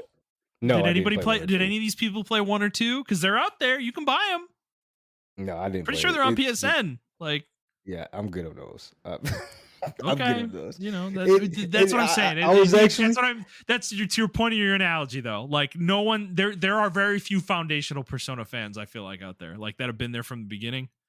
yeah. Um, It now so, and it's like it's the opposite for Final Fantasy, right? I think there are yeah. a lot of foundational Final Fantasy Yes, fans I agree. who started with 1. I would go up to 3. No, Or I'll go to 4. 2. They played 2. No, I swear to God. I like people who play 1 and 2 and then they skip and then it's 3. 7. Yeah. They didn't Yeah. play 3, 4, 5, or 6. They didn't play. I never heard anybody say they played Final Fantasy 5 before. No, Never. 5. No, so the ones. So this is my impression of it. There are probably more people that have played 1 and 2 than have played 3 or 5. 3 and 5 feel like the lost games. Like no one has Yeah. touched those. And 4 and 6 are probably the most common from that era that people reference and talk about for sure. But Yeah. yeah, 7 is definitely the one. I think 7 is where a lot of people came in, frankly. Yeah. And you know why I know 7, because I remember seeing the advertising for 7, and I remember seeing the advertising for 7 on TV alongside Parasite Eve. I remember Mm, seeing both of mhm. those concurrently with each other. Um And I don't know why I remember those advertisements so well, but I do remember those advertisements really well on TV. But yeah, that's how I feel about Final Fantasy. And then like I would tie Shin Megami Tensei in with like Persona, right? I fucking hated Shin Megami Tensei. I thought it was the most boring RPG ever. I played it because it had Dante. It's like, featuring Dante for Devil May Cry. And I played it and I was like, this shit is fucking boring. Why would y'all even put yourselves in? And people, Yeah. and then there was like a cul-de-sac of like, this is like the early days of gaming Twitter. People like, oh man, I love Shin Megami Tensei. It's so fucking cool, bro. Oh my God. And I played it. I mean, I played it before like Twitter, but I was just like, why? This shit's boring as fuck. Like, Mhm. it's not fun at Mhm. all. I don't like it. And then Shin Megami Tensei 5 came out, and I was like, oh, this is like really cool. They actually improved the gameplay a little bit and made everything surrounding. Because Shin Megami Tensei, bro, was Persona, but without all the UI buffs Without the and all the story. flat. Yeah, it was just Yeah. plain JRPG, and I'm just like, this Uh, shit is ass. I don't want yeah. to play this. Yeah. So, and then you have people like me who like love the Tales series, right? And I feel like Tales has Mhm. always been like for some reason like a poor man's JRPG, and it doesn't need that title, but I feel like it always has. Yeah. It's always Oh been yeah. that title or whatever, but like a Yeah. poor man's JRPG. Um, I hold like Vesperia in the highest regards. And a lot of people play Vesperia as well, but they don't hold it to like a Final Fantasy level regards. Like I feel like it's up there. Like it is up there with the greats as far as Yeah, like dude. JRPGs. And even Symphonia. Symphonia is the other one, right? Symphonia Yeah. for me it was Vesperia, but for a lot of people it was Symphonia. Symphonia was Symphonia was my like the entry. Yeah. yeah, and that was a lot of people's. Yeah. That was people's like Final Fantasy VII, in Yeah, my dude, opinion. Symphonia was. before I played 14, 16 remake or rebirth, I Vesperia and Symphonia I would put in a ranking much higher than any Final Fantasy game I had played before those Yeah, four that I just mentioned. Um Definitely. Like yeah, I don't know, no question in terms of my personal enjoyment of them. Yeah, like Symphonia, dude. I like I haven't really played Symphonia in a very long time, probably since I don't know the late aughts. Like I was really obsessed with that game when it was on GameCube. I played through it probably like 5 times. And I very rarely play games that many times, like at any time in my life. So that should tell you a lot about how I felt about that game back in the day. So I more recently have wanted to play it again in more recent years, but I just never really found the time for it. But yeah, Symphonia to me is, I mean, it's an incredible game, dude. Like it's I continue to, I always think about that game, and I just, especially with Tales and more recent Tales games, and Symphonia always blows me away with how large it is. Like it is a gigantic fucking game, you know. Like it's a 60 to 70 hour game to mainline, you know. It's similar to like Xenoblade Chronicles length in that regard, which is crazy for a Tales game. To say that about a Tales game, like yeah. that's a really long ass fucking game, you know.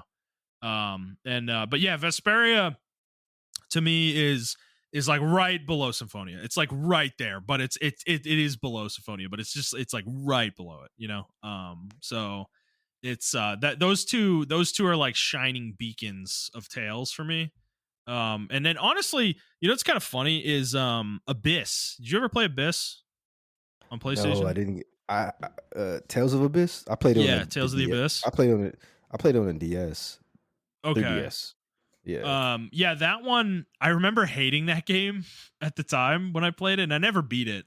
But as I've played more Tales games over time, over the course of my life, I actually look a little bit further.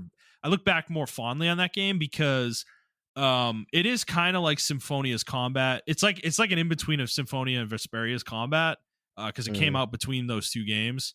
And it the story is like funny because the main character is a piece of shit in that game, and it's such a weird turn for a JRPG to have a character like that. Everybody fucking hates this guy, man, and he's not self-aware enough to realize that he's a fucking asshole, you know. yeah. And it's such an interesting story because of that. Ultimately, to the point that like I don't know, I think it's worth a playthrough if you're a Tales fan, just for that reason, just to kind of see what they did with the story in that game. So that's another one I always think about revisiting too, is Abyss, because it's a good game. That's a good game too. But it's not nearly as good as Vesperia or Symphonia. But yeah, but outside of Yeah, that, after that, Tales kind of takes a nosedive, man. Like Zillia is maybe the only other one that I would really I like talk Zilly a about. lot. I Yeah, did like Zillia is Zilly a much lot. more in the Vesperia Symphonia style of combat, and I vastly Yeah, prefer that to the newer games that they've done. Um, so like Graces is, you know, I think I've talked about Graces before. Like I fucking yeah. hate You, Graces, you but the don't- one, no, I will say the one thing I will give Graces is the combat in that game is just like from pure mechanical standpoint is fucking phenomenal. Like the control of your characters and stuff and the move sets everybody has. yeah. That is the Tales game that I played the most different characters in, like of the party.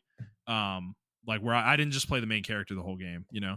And I don't do that too often in Tales games. So that one had really interesting mechanics. It's just the problem was the other parts of the design of the game, and the story was fucking horrible and the characters were miserable, and It's just like a bad game all around otherwise, but that pure gameplay though of the fighting in the battles is really strong in Graces.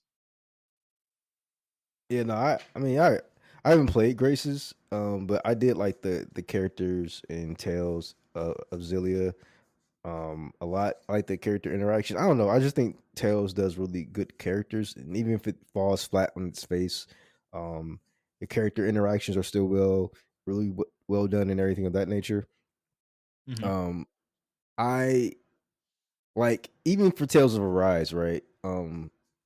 I really love the character interactions in that game. Yeah, I think the characters were phenomenal. I think the voice acting is phenomenal. good party. Uh, Yeah. yeah, it's a good party. It's a good adventure. It's a good crew to go on an adventure with. And even though the story takes a nosedive, I still respect everything up until that point. Yeah, You know what I'm I saying? agree. Um, and uh, it's I like Final Fantasy VII's like party or whatever, and I like some of the interactions with Tifa and Barrett and everything of that nature. But I don't get the same sense of like, man, I would love to travel with these guys. And maybe I'm not supposed to get that, right? Maybe I'm not supposed to get that kind of sense or whatever. Or like I feel like I am traveling with them. When I'm playing like Vesperia or Symphonia or Zillia or I haven't played well, I played Abyss, but I can't really remember the story, to be honest with you. I was playing that game off and on. When I play those games though, and I hear the voice acting and everything of that nature, and I really like I just believe I'm really enthralled in the world or whatever. Yeah, It's yeah. like they Well, do have the cheesy JRP or anime shit, but they do it like really. It's like some really good anime well, dubbed, and yeah. it's Well, it's true. And Symphonia is not a light game as much as it presents that way. I mean, yeah within the first few hours, you're literally within the first few hours of the game contending with like a whole slave subplot with the specific race in that game's world and everything, and like how they're literally in slave camps, yeah and stuff. So it's like the game is not like a happy joyride, even though it kind of looks like it would be if you just looked at it, and you looked at the characters and everything. But there's adult themes in that game for sure. So yeah. And I feel like Final Fantasy just doesn't. I'm not saying I need that in my games, right? I'm not saying I need like, well, you need to have a theme or whatever the fuck, I'm not saying that. I just,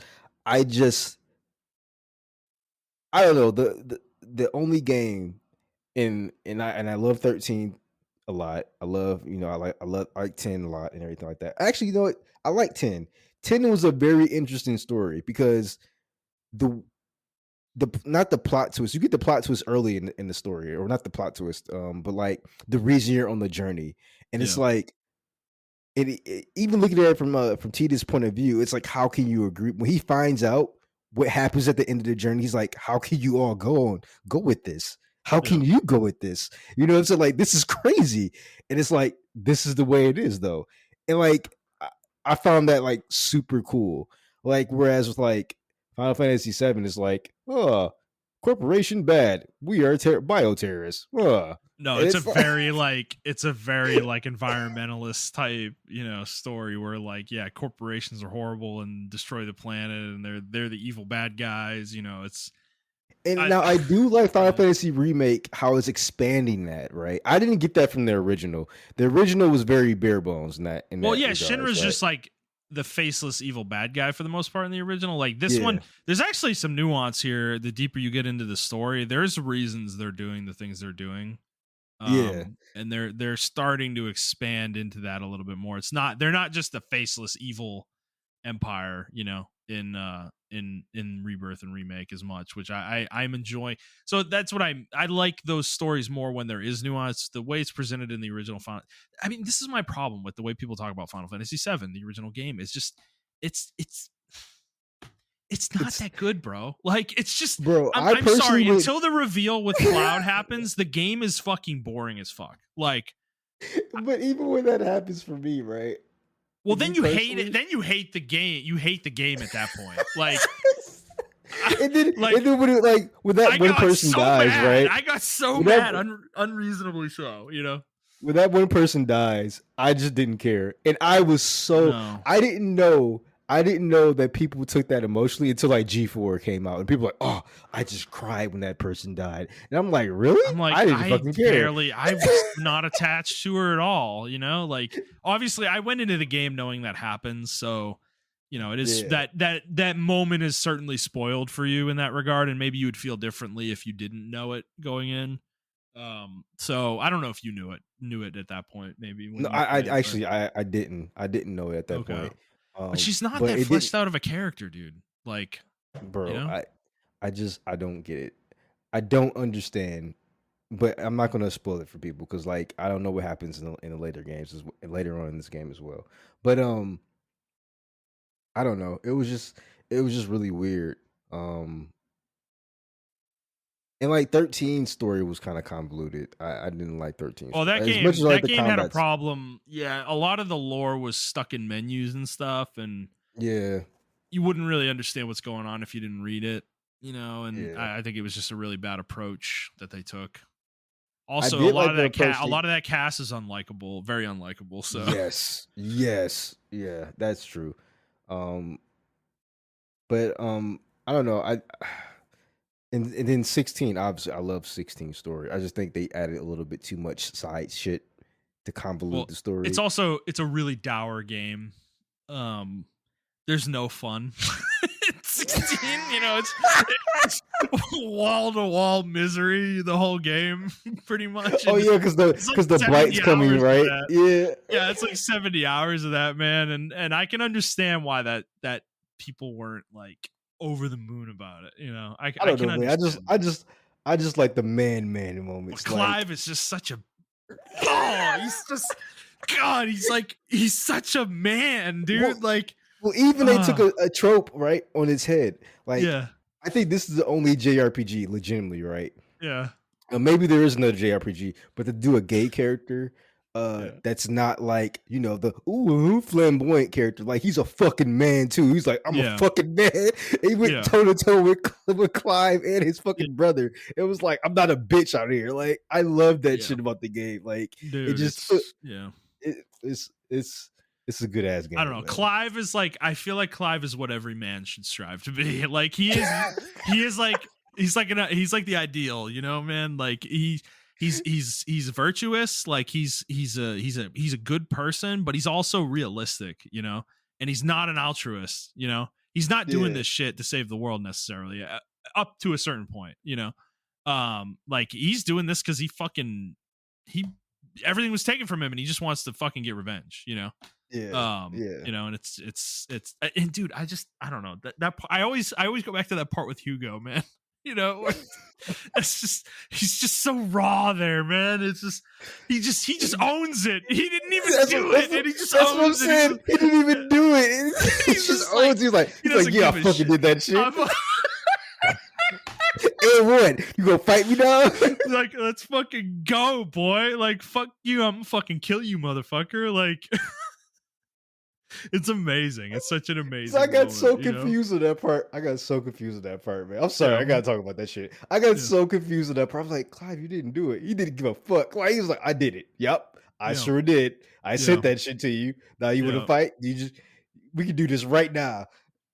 And Oh man. yeah, You know it's they funny did and it that right then. he just rolled with it too. Like cuz that's the first time he must have been hearing that information from anybody. Like he didn't know somebody did that to Hugo and Benedicta.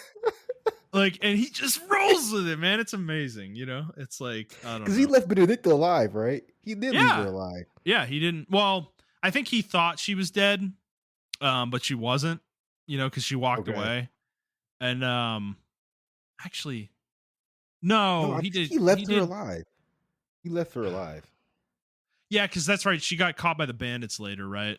And then Yep, and they did what they, and then they. I think those are the ones who did that. But like, yeah, it was just he just fucking owned it, and the story just left it at that. I'm just like, all yep, right, cool. never expanded upon it again. I'm, I'm perfectly satisfied. I'm oddly perfectly satisfied with this ending. Like, I don't care if he didn't care. I don't care. Like, we're just Yeah. gonna roll with it. So Oh man. Yeah, so I don't know. I think Clive specifically does elevate 16 for me a lot. That's I don't know. It's just like you take him out of the equation or he's like a lesser character. I do think the game's a lot worse. yeah, So 100%. Yeah. he definitely carries things for me. But yeah, I don't know. Getting back to the original point about like Final Fantasy and just the way people talk about the series, it's a I don't know. I think it's a special series for a lot of people, especially like people our age.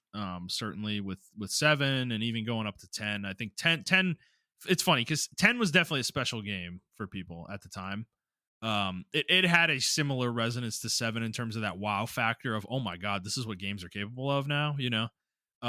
Because the cinematics in 10 were unmatched, bro, until the only company that was even close was like Blizzard, maybe, like with like some of the stuff they were doing in Warcraft 3 and World of Warcraft later on.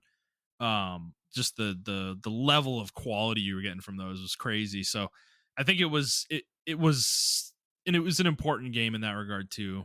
And I think that game made a lot of Final Fantasy fans. It's just that's where I don't understand though, is because that's like a break point though. For nearly 20 years, the series just went into the tank for the most part.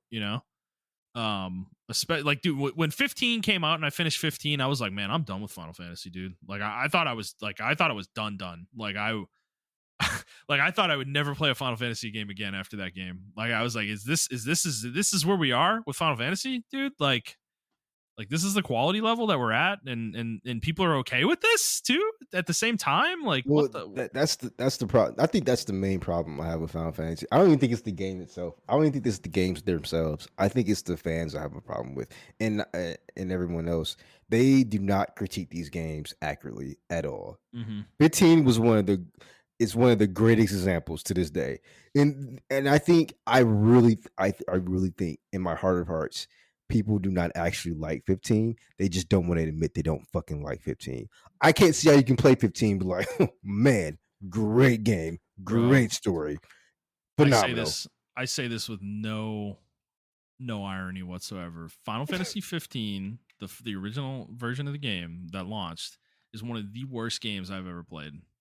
I like it's a 2. Like, if I was doing a scale of like 1 to 10 on that game, on the original version of that game, it's a 2. Like, so that's why I'm so adamant about the DLC. I don't give a shit what they did to it. It was a 2. What did they make it? A 5? Like, oh, it's an average video game after all the DLC. Great, guys. What an achievement for Square Enix. It's like, that's why I don't cuz that's how I view the game, It's just, I so mean, I well, don't know. even the company itself views Final Fantasy 15 as a blunder, but everyone else is like, oh man, it's a masterpiece, great I know game. they Don't understand. literally fired the guy who made the game and canceled all his DLC, all his DLC plans that he had to fix the game. They're just like, no, we're done with this. We're moving on, Like, they fucking knew. Like, that's why I don't understand there's so many defenders. Like, Square Enix fucking let it go, Um, Yeah, man. So so I don't know, man. So it is what it is at this point. Like, yeah, it is. I don't know. It's just something we have to deal with. I mean, it is what it is. I don't know. It's just, I don't want to keep harping about it. I'm probably, this is probably the last time I'm really going to talk about it, but yeah, I mean, I just had to get it out of my system. This is the last time I'm going to talk about it too. I yeah. think in Final Fantasy in general, like I'm going to talk about obviously my playthroughs through Final Fantasy VII and everything like that. But like, I think as a whole, I I just have to I just have to get used to the fact that I'm going to be an outlier when it comes to this franchise. I don't think the franchise is the best. I don't think the franchise has done anything innovative. I don't think the franchise has done anything that warrants like its echelon at the top of JRPG list. I think there are way better JRPGs out there, and I don't want to be elitist with it, or I don't want to be like like, ooh, have you played this obscure JRPG? Like, I don't want to be that guy, but like, it's just like there are there are. I'm going to be that but guy. no, I don't want to be that guy because I hate those guys. Like, oh, I'm going to have you be that played guy. this I don't give one a shit, JRPG that only bro. came out in Japan and was like, I only have one copy left in the world? I'm like, shut up, bro. Montrell, like, look, we both agree on this. Xenoblade Chronicles is the It's Final not that Fantasy. game. It's It's modern not that Final game. It's modern Final Fantasy. It is what No, it like is what Final Fantasy fans think Final Fantasy is. Yes, yes. I Yes. agree with that. when I played through the entire franchise. I can't How believe I many did that months did shit. that take you? Was that like It only 6 months or something? Like, it only took just me 3 months. It only oh, took me 3 months to how do did it. you do that, bro? I don't. I And still don't I think it only understand. took me like a month and a half, to be honest with you. I don't think it took me three Oh months. my god, you're a Uh, crazy person. I played that. But that's an example of a franchise, right? I was not expecting that. I was not expecting to be hooked the way I was when I was just like, fuck it, I'm gonna do it. I'm gonna just fucking play all of them right now. Yeah, let's fucking go. And I yeah. played it, and I was just like, holy shit, this is an amazing fucking experience. I want to keep fucking going. And I did, and I just kept going. And I powered through two. And even through two, I was like at the end of it, I was like, this is a really solid experience. I'm having fun. Then three came out, and I was just like, yeah. And then You obviously at the end somehow of got three. through all of the chain attacks, in three. That Yeah, the chain attacks are really bad at three. that bloated your playtime by 30%, probably. That I hope they have a fast forward function. Like I'm gonna go back I and play don't, when that I go game. back to that game, I hope so. I truly hope so. Or skip button or something on the animations, because bro, Yeah, it's so insane, oh insane. yeah, But like yeah. I tell other people, man, like go play Final Fantasy or Xenoblade Chronicles, and they will shit on that game heavy. Like Xenoblade, ugh, are you serious? I'm like, dude, are you serious right now? Like, yeah, you play this game? just It's ask them if they I don't like know. Final Fantasy VII, and then when they say yes, you just say, okay, well, this conversation's over. See you later. I don't think that's fair because the person that introduced me before you, the person that introduced me to Xenoblade was a Final Fantasy VII fanboy. He was like, "You gotta Yeah. play Xenoblade Chronicles; it's so cool." Mm-hmm. And so it's just like, I don't know, man. Yeah, I don't know. I don't I fucking mean, know. look, we all have our different experiences. Obviously, there's a little bit of facetiousness here. Like, if you like Final Fantasy, we don't have a problem with you. Like, Yeah, it's of not an course. I don't. issue if you love Final Fantasy to the degree we're talking about. It's just there is like a kernel of objectivity in some of this discussion, though, and I just want to say one thing before we get out of here is, if you're listening to people talk about Rise of the Ronin, or even like fucking Dragon's Dogma, and they're criticizing open world design there, and then you go read that same review or listen to that same reviewer talk about Rebirth, and they praise the open world in Rebirth, the person's got rose tinted glasses. Like, I'm sorry, I don't know. Like, unless they give good reasons why, and good arguments why, which I find hard to believe, because Rebirth's open world is so paint by numbers that it's like I don't see a lot I don't see a lot of arguments that would convince me that it's like something super innovative or amazing. But yeah. You know what game is like? I mean, I'm gonna mention the game. You already know what the game it is, but like a game for me that's like almost damn near perfect. I legitimately like, and I know this is a flaw of me with this game, but I legitimately almost can damn near see no flaws with the game. It's Sekiro. I when people bring that game up to me and they Mm. talk about the flaws, I just like, you don't get it. I didn't, maybe that's what a lot of Final Fantasy is to those people, and that's Yeah. how I gotta look at it. That's like, because when I play other games, I compare them to Sekiro, like as far as like that genre, that specific genre style of gaming, and I'm just like, I'm sorry, bro, like I can just play Sekiro, have a better experience. I got a better experience playing Sekiro. Mm-hmm. Oh, you know, it, and I think that's what it is, and that's how I accept it in my head. Um, as far as that, because when the way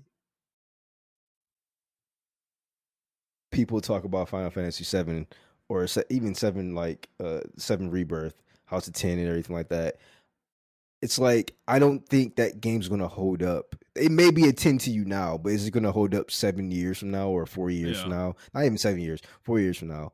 I can go back to this day, play Sekiro, and I'm like, holy shit, this is why this game's a 10 for The me. game's perfect, bro. Sekiro's perfect. I'm not a It, FromSoft person either. Like, Yeah, I'm not even a FromSoft person like that. I mean, I play other games, but it's like, But no, I haven't. I don't like Dark Souls. Okay, I haven't played Elden Ring. Like Sekiro is kind of the one game from them that, like, dude, they got me with that one. It's a perfect fucking game. I was hooked when I played it. You know, like yeah. And I like don't I even know do. why you played that game. Why did you play that game? I almost need to go back and listen to the podcast to understand why. Because I remember when Sekiro came out, I bought it when it came out, and I think it was 2019. Was Yeah, it, or was it? Yeah, it it was was 20. It was 2019. because it was Game of the Year Yeah, 2019. and it was Yeah. game of the year that year, and I remember everybody talking about it and praising it up to the sun, and I think it was one of those things. I almost felt like a pressure to play it at the time for whatever reason, Mhm. and because I mean that was during the show, wasn't it? Like we were recording the podcast back then, so I must have talked about playing it, and I hit a I brick think it was wall early in the because game. I think it Well, was because of the difficulty thing. Remember, everyone was like well, complaining about that. yeah, oh, that's true, and yeah, but I hit a wall early in the game, and didn't I didn't explore the game deeply enough early on. Like I didn't go fight Lady Butterfly in my first attempt at playing the game. So then I Yeah. ended up dropping the game and I didn't return to it, and I actually sold it. Like I sold it on Mercari. And then I remember I think it was a year and a half later in 2020. I'm pretty sure that's when I played it for real and like got through the whole playthrough. I don't remember what it was. I think it might have been you or somebody was talking about it, and I was like, man, did I not give this game a fair shake? You know, really? And I remember I bought it. I actually bought a used copy on Mercari because there were none available, like new copies near me for some reason. I couldn't find a new copy anywhere that was reasonably priced. So I got it used. I got a used copy and I started playing it. And then when I did the Lady Butterfly fight, it just like it clicked at that. Like, dude, that fight just clicks everything into place for you. You know, it's such an amazing like teaching thing in that game. Like it's such incredible design, that fight, the way it's because you can kind of fumble your way through the game up to a certain point without understanding the deflect mechanics very well. Yeah. And I Yep. think that's what I did the first time. I kind of fumbled my way through the first areas without really understanding how the deflect and shit worked. And I was kind of playing it more like a Souls game, where you're more dodging and stuff. And you can do that for a decent portion of the early part of the game in Sekiro, until you start fighting the bosses, really, basically. Um, so because I think I got to the snake the first time you run into the giant snake, or Yeah. whatever. And yeah, I kind of fumbled my way through that. But yeah, when you fight Lady Butterfly, you can't do that. Like you have to actually engage with the blocking mechanics and the parrying mechanics.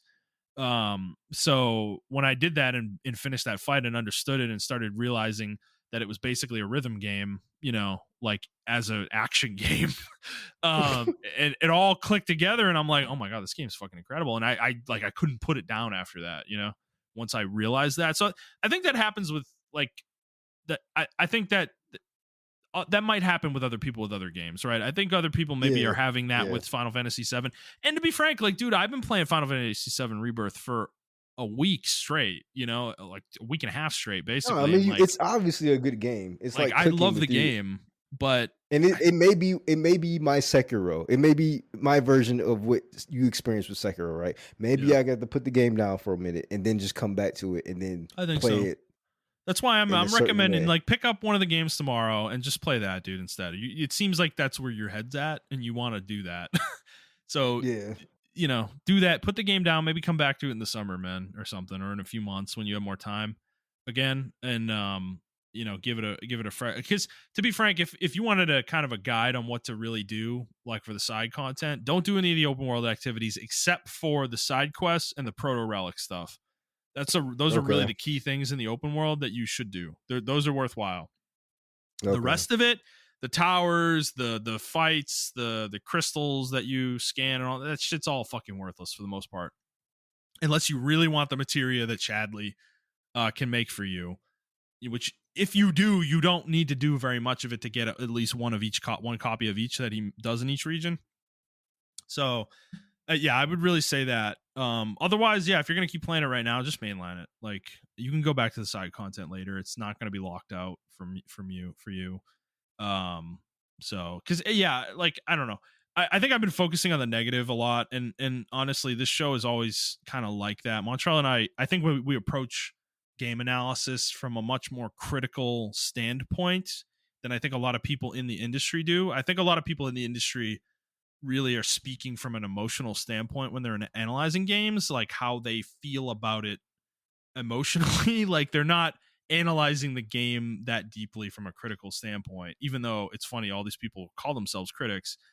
I don't really feel that sometimes when I read some of the analysis of these games, especially when you're like comparing between games that have similar problems, and then game A is totally fine, but game B gets reamed for it. It's like because it's like with Team Ninja is like a like an example for me, dude. Like there's some people out there that just they don't get Neo, and they like act like Neo isn't immaculate, and they talk about it like it's not immaculate, and they just don't get it. Like they have the Sekiro problem. Like they didn't give the game a deep enough look, really, I think, Yeah. to get deep into the game to really have it all click into place, and it's like that frustrates me, for sure. But I've probably done that with games, so I don't want to be a hypocrite. Like I've probably done that with games before, where I've played a game, and like Borderlands 3 is probably a good example, right?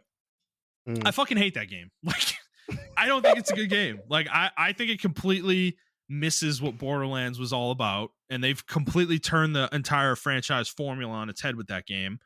Where it became about guns and gunplay, where before it was much more like almost like a first person shooter ARPG, where it was more about your abilities and how the guns enhanced those abilities or complemented those abilities in Borderlands 2 and 1. It was much more like that, and it turned into a shooter, and I didn't like that personally. But for some people, that change was probably that might have been just what they needed to get into Borderlands and love Borderlands. They might have hated Borderlands 2. So I don't know. It's all taste, right? At the end of the day, this is subjective. Like it's not an objective thing we're talking about necessarily. So I mean, we do approach it that way sometimes with the way we're kind of criticizing analysis on these things. But these people influence purchasing decisions, which is I think why I try to hold them to a higher standard. Like if you're just gonna fanboy out about a game and not really critically analyze it and give me no negatives whatsoever, and then I go buy the game off of that kind of analysis, and then I play it and I have a totally different experience and viewpoint of it because you didn't mention all the flaws the game has, and suddenly I'm like, well, the fuck is what is going on here? Like this is like there's like a dissonance. Like why does this game have so many flaws and no one talks about them? It's just like that is an issue, to me. Yeah. Like that isn't okay, because I mean I've said this ad nauseum on the show, right? I'm a Xenoblade Chronicles fanboy, so take my opinion on those games with a grain of salt. However, have you ever heard me say that they're perfect? No. Like I criticize them. There are elements to those games that are weak, there are issues with them. Like Xenoblade Chronicles 1, the side content in that game, that is it's I love it, and I don't mind it within the context of that game, and I absorb it all and get really into it and do most of it. But I can understand why people would bounce off that stuff. It's not super. It's like it doesn't have voice acting. It's not like high production value stuff. It's all mostly just text, and then you run over here and you do this thing, and you go back and you talk to the NPC, and you're done. That's the quest. It's like very basic MMO like quest design a lot of the time for majority of the quests. So, but the way it all coalesces together works really well for me, but I can still see that the flaws there, and it might be a problem for other people. It's like, so I guess that's ultimately my point. Even the games that I really love, like I understand there are problems with them, like Sekiro is funny because I legitimately do think that game is perfect. I don't see a lot of flaws in it, really. Like I think the only flaw I would point out, or something that is like wary to people, is what you mentioned. The difficulty is that if you don't engage with the game on its terms, you're going to fail in it, and that's not going to be fun for you, Yeah, and Um, that's actually the conversation I have with a lot of people. And I ask them like, well, why don't you like Sekiro or whatever, compared to like other games or whatever, mhm. or other games within that genre. And that's the number one thing. I can't really engage it on my own terms. Like if I'm doing a Dark Souls, I can have a build and I can improve that build later on, and then I Mm, can fight the boss. Or hmm. even in Bloodborne, to a certain extent, I have some kind of certain kind of build, or the dodge mechanics are a little bit more lenient, so I can be a little bit more aggressive and regain some health back when I'm fighting an enemy or whatever. But with Hmm. Sekiro, it's like it is what it is. I have my dodge mechanic, I have my gorge, and that's, or my flask or my gorge or whatever, and then that's it. Like I can't really improve my character beyond the means of what the game allows me to improve it upon. And I think that greatest flaw is that's its greatest strength, in my opinion. Like the the it's just you getting better. Like, you do get some moves that help you out, but in Yeah. the grand scheme of things, you don't need that shit at all. You can complete the game Besides the Makiri 90. counter, you need that. Yeah, besides the Mikiri, you need that. And actually, I think, that is one critique I will. I think the Lady Butterfly thing is my biggest critique, because a lot of people will miss out on the Lady Butterfly Well, she's thing. a side boss. That's what I don't understand. That is a flaw, Yeah, actually. that She is a should be the huge first flaw. boss you fight, and it should be Yeah. required. You know? Exactly. Yeah. And I believe the McCary counter, uh, the description of it should be a little bit better. It doesn't really explain it to you unless you, You have to uh, use it, yeah, to yeah, you really have to learn how use to. it. Yeah. Um, and like the symbol can be used for other things. Like, it's just not. Yes. Yep. You just have to learn that, and I think they did that on purpose. But I can see someone saying that's very stupid. Why would you set me up for one thing when it's another thing? But I do think the biggest flaw is not forcing players to fight Lady Butterfly. I think that's one of the huge. Yeah, I just think that's the biggest flaw of the game, Yeah, because because she you, she teaches you the mechanics better than any boss in the game. yeah, 100%. And you'll just like, yeah, like a lot of people just blunt force their way through until they get to the ape, and then they stop playing. Hmm. So, Yeah. but yeah, Um. So yeah, I don't know. I mean, every game has flaws, like realistically, even the ones we call masterpieces. It's just like in the case of a masterpiece, the game's high points kind of overcome the flaws to such a degree that it is a masterpiece, you know. So but ultimately, like, I get why people bounce off most games, you know. yeah, It's not like you have to play this game, or like Xenoblade Chronicles is some like paragon of a game. Like, if you don't play it, you don't understand JRPG. No, dude, it's like, it's not that serious. But I will say though, like, you know, if you're gonna play that game and then you're gonna play Final Fantasy 15 and you're gonna tell me that Final Fantasy 15 is better than Xenoblade Chronicles, like, you're a psycho. Like, I don't understand how you get there, that you think that's, I don't know. There's just like such a humongous distance between those two games in terms of quality and design and just everything around them, that it's like, um, I don't know. Like, you'd have to really explain that to me for me to get it, you know. But I'm sure I'm sure there are people out there that have that opinion. So, you know, and that's fine. So, all right, Moncho, we've kind of rambled a bit. yeah. Anything else you want to talk about before we go today? No, that's it. Oh, you know what? I did write Stellar Blade in here. Let's guess Stellar Blade's meta score before we go. Oh, Stellar Blade. Oh shit. I think the Gooner Squad's gonna save this game. Uh, I'm still giving it a 75. Okay, 75. I'm gonna go 82. Wow. Okay. I think it's gonna get a Sony bump because You this think is a so? PlayStation exclusive. Yeah, Yeah. Yeah. Okay. yeah.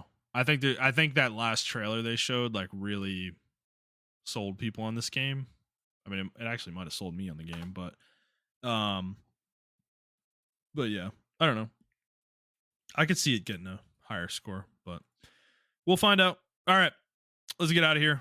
If you guys like this episode, please like the show, review the show, and subscribe to the show on whatever feed you are listening to it on. And please share it with your friends. If you'd like to interact with us on Twitter, you can do so at iTrap for the Hokage for Montrell. That is the number 4, not the word.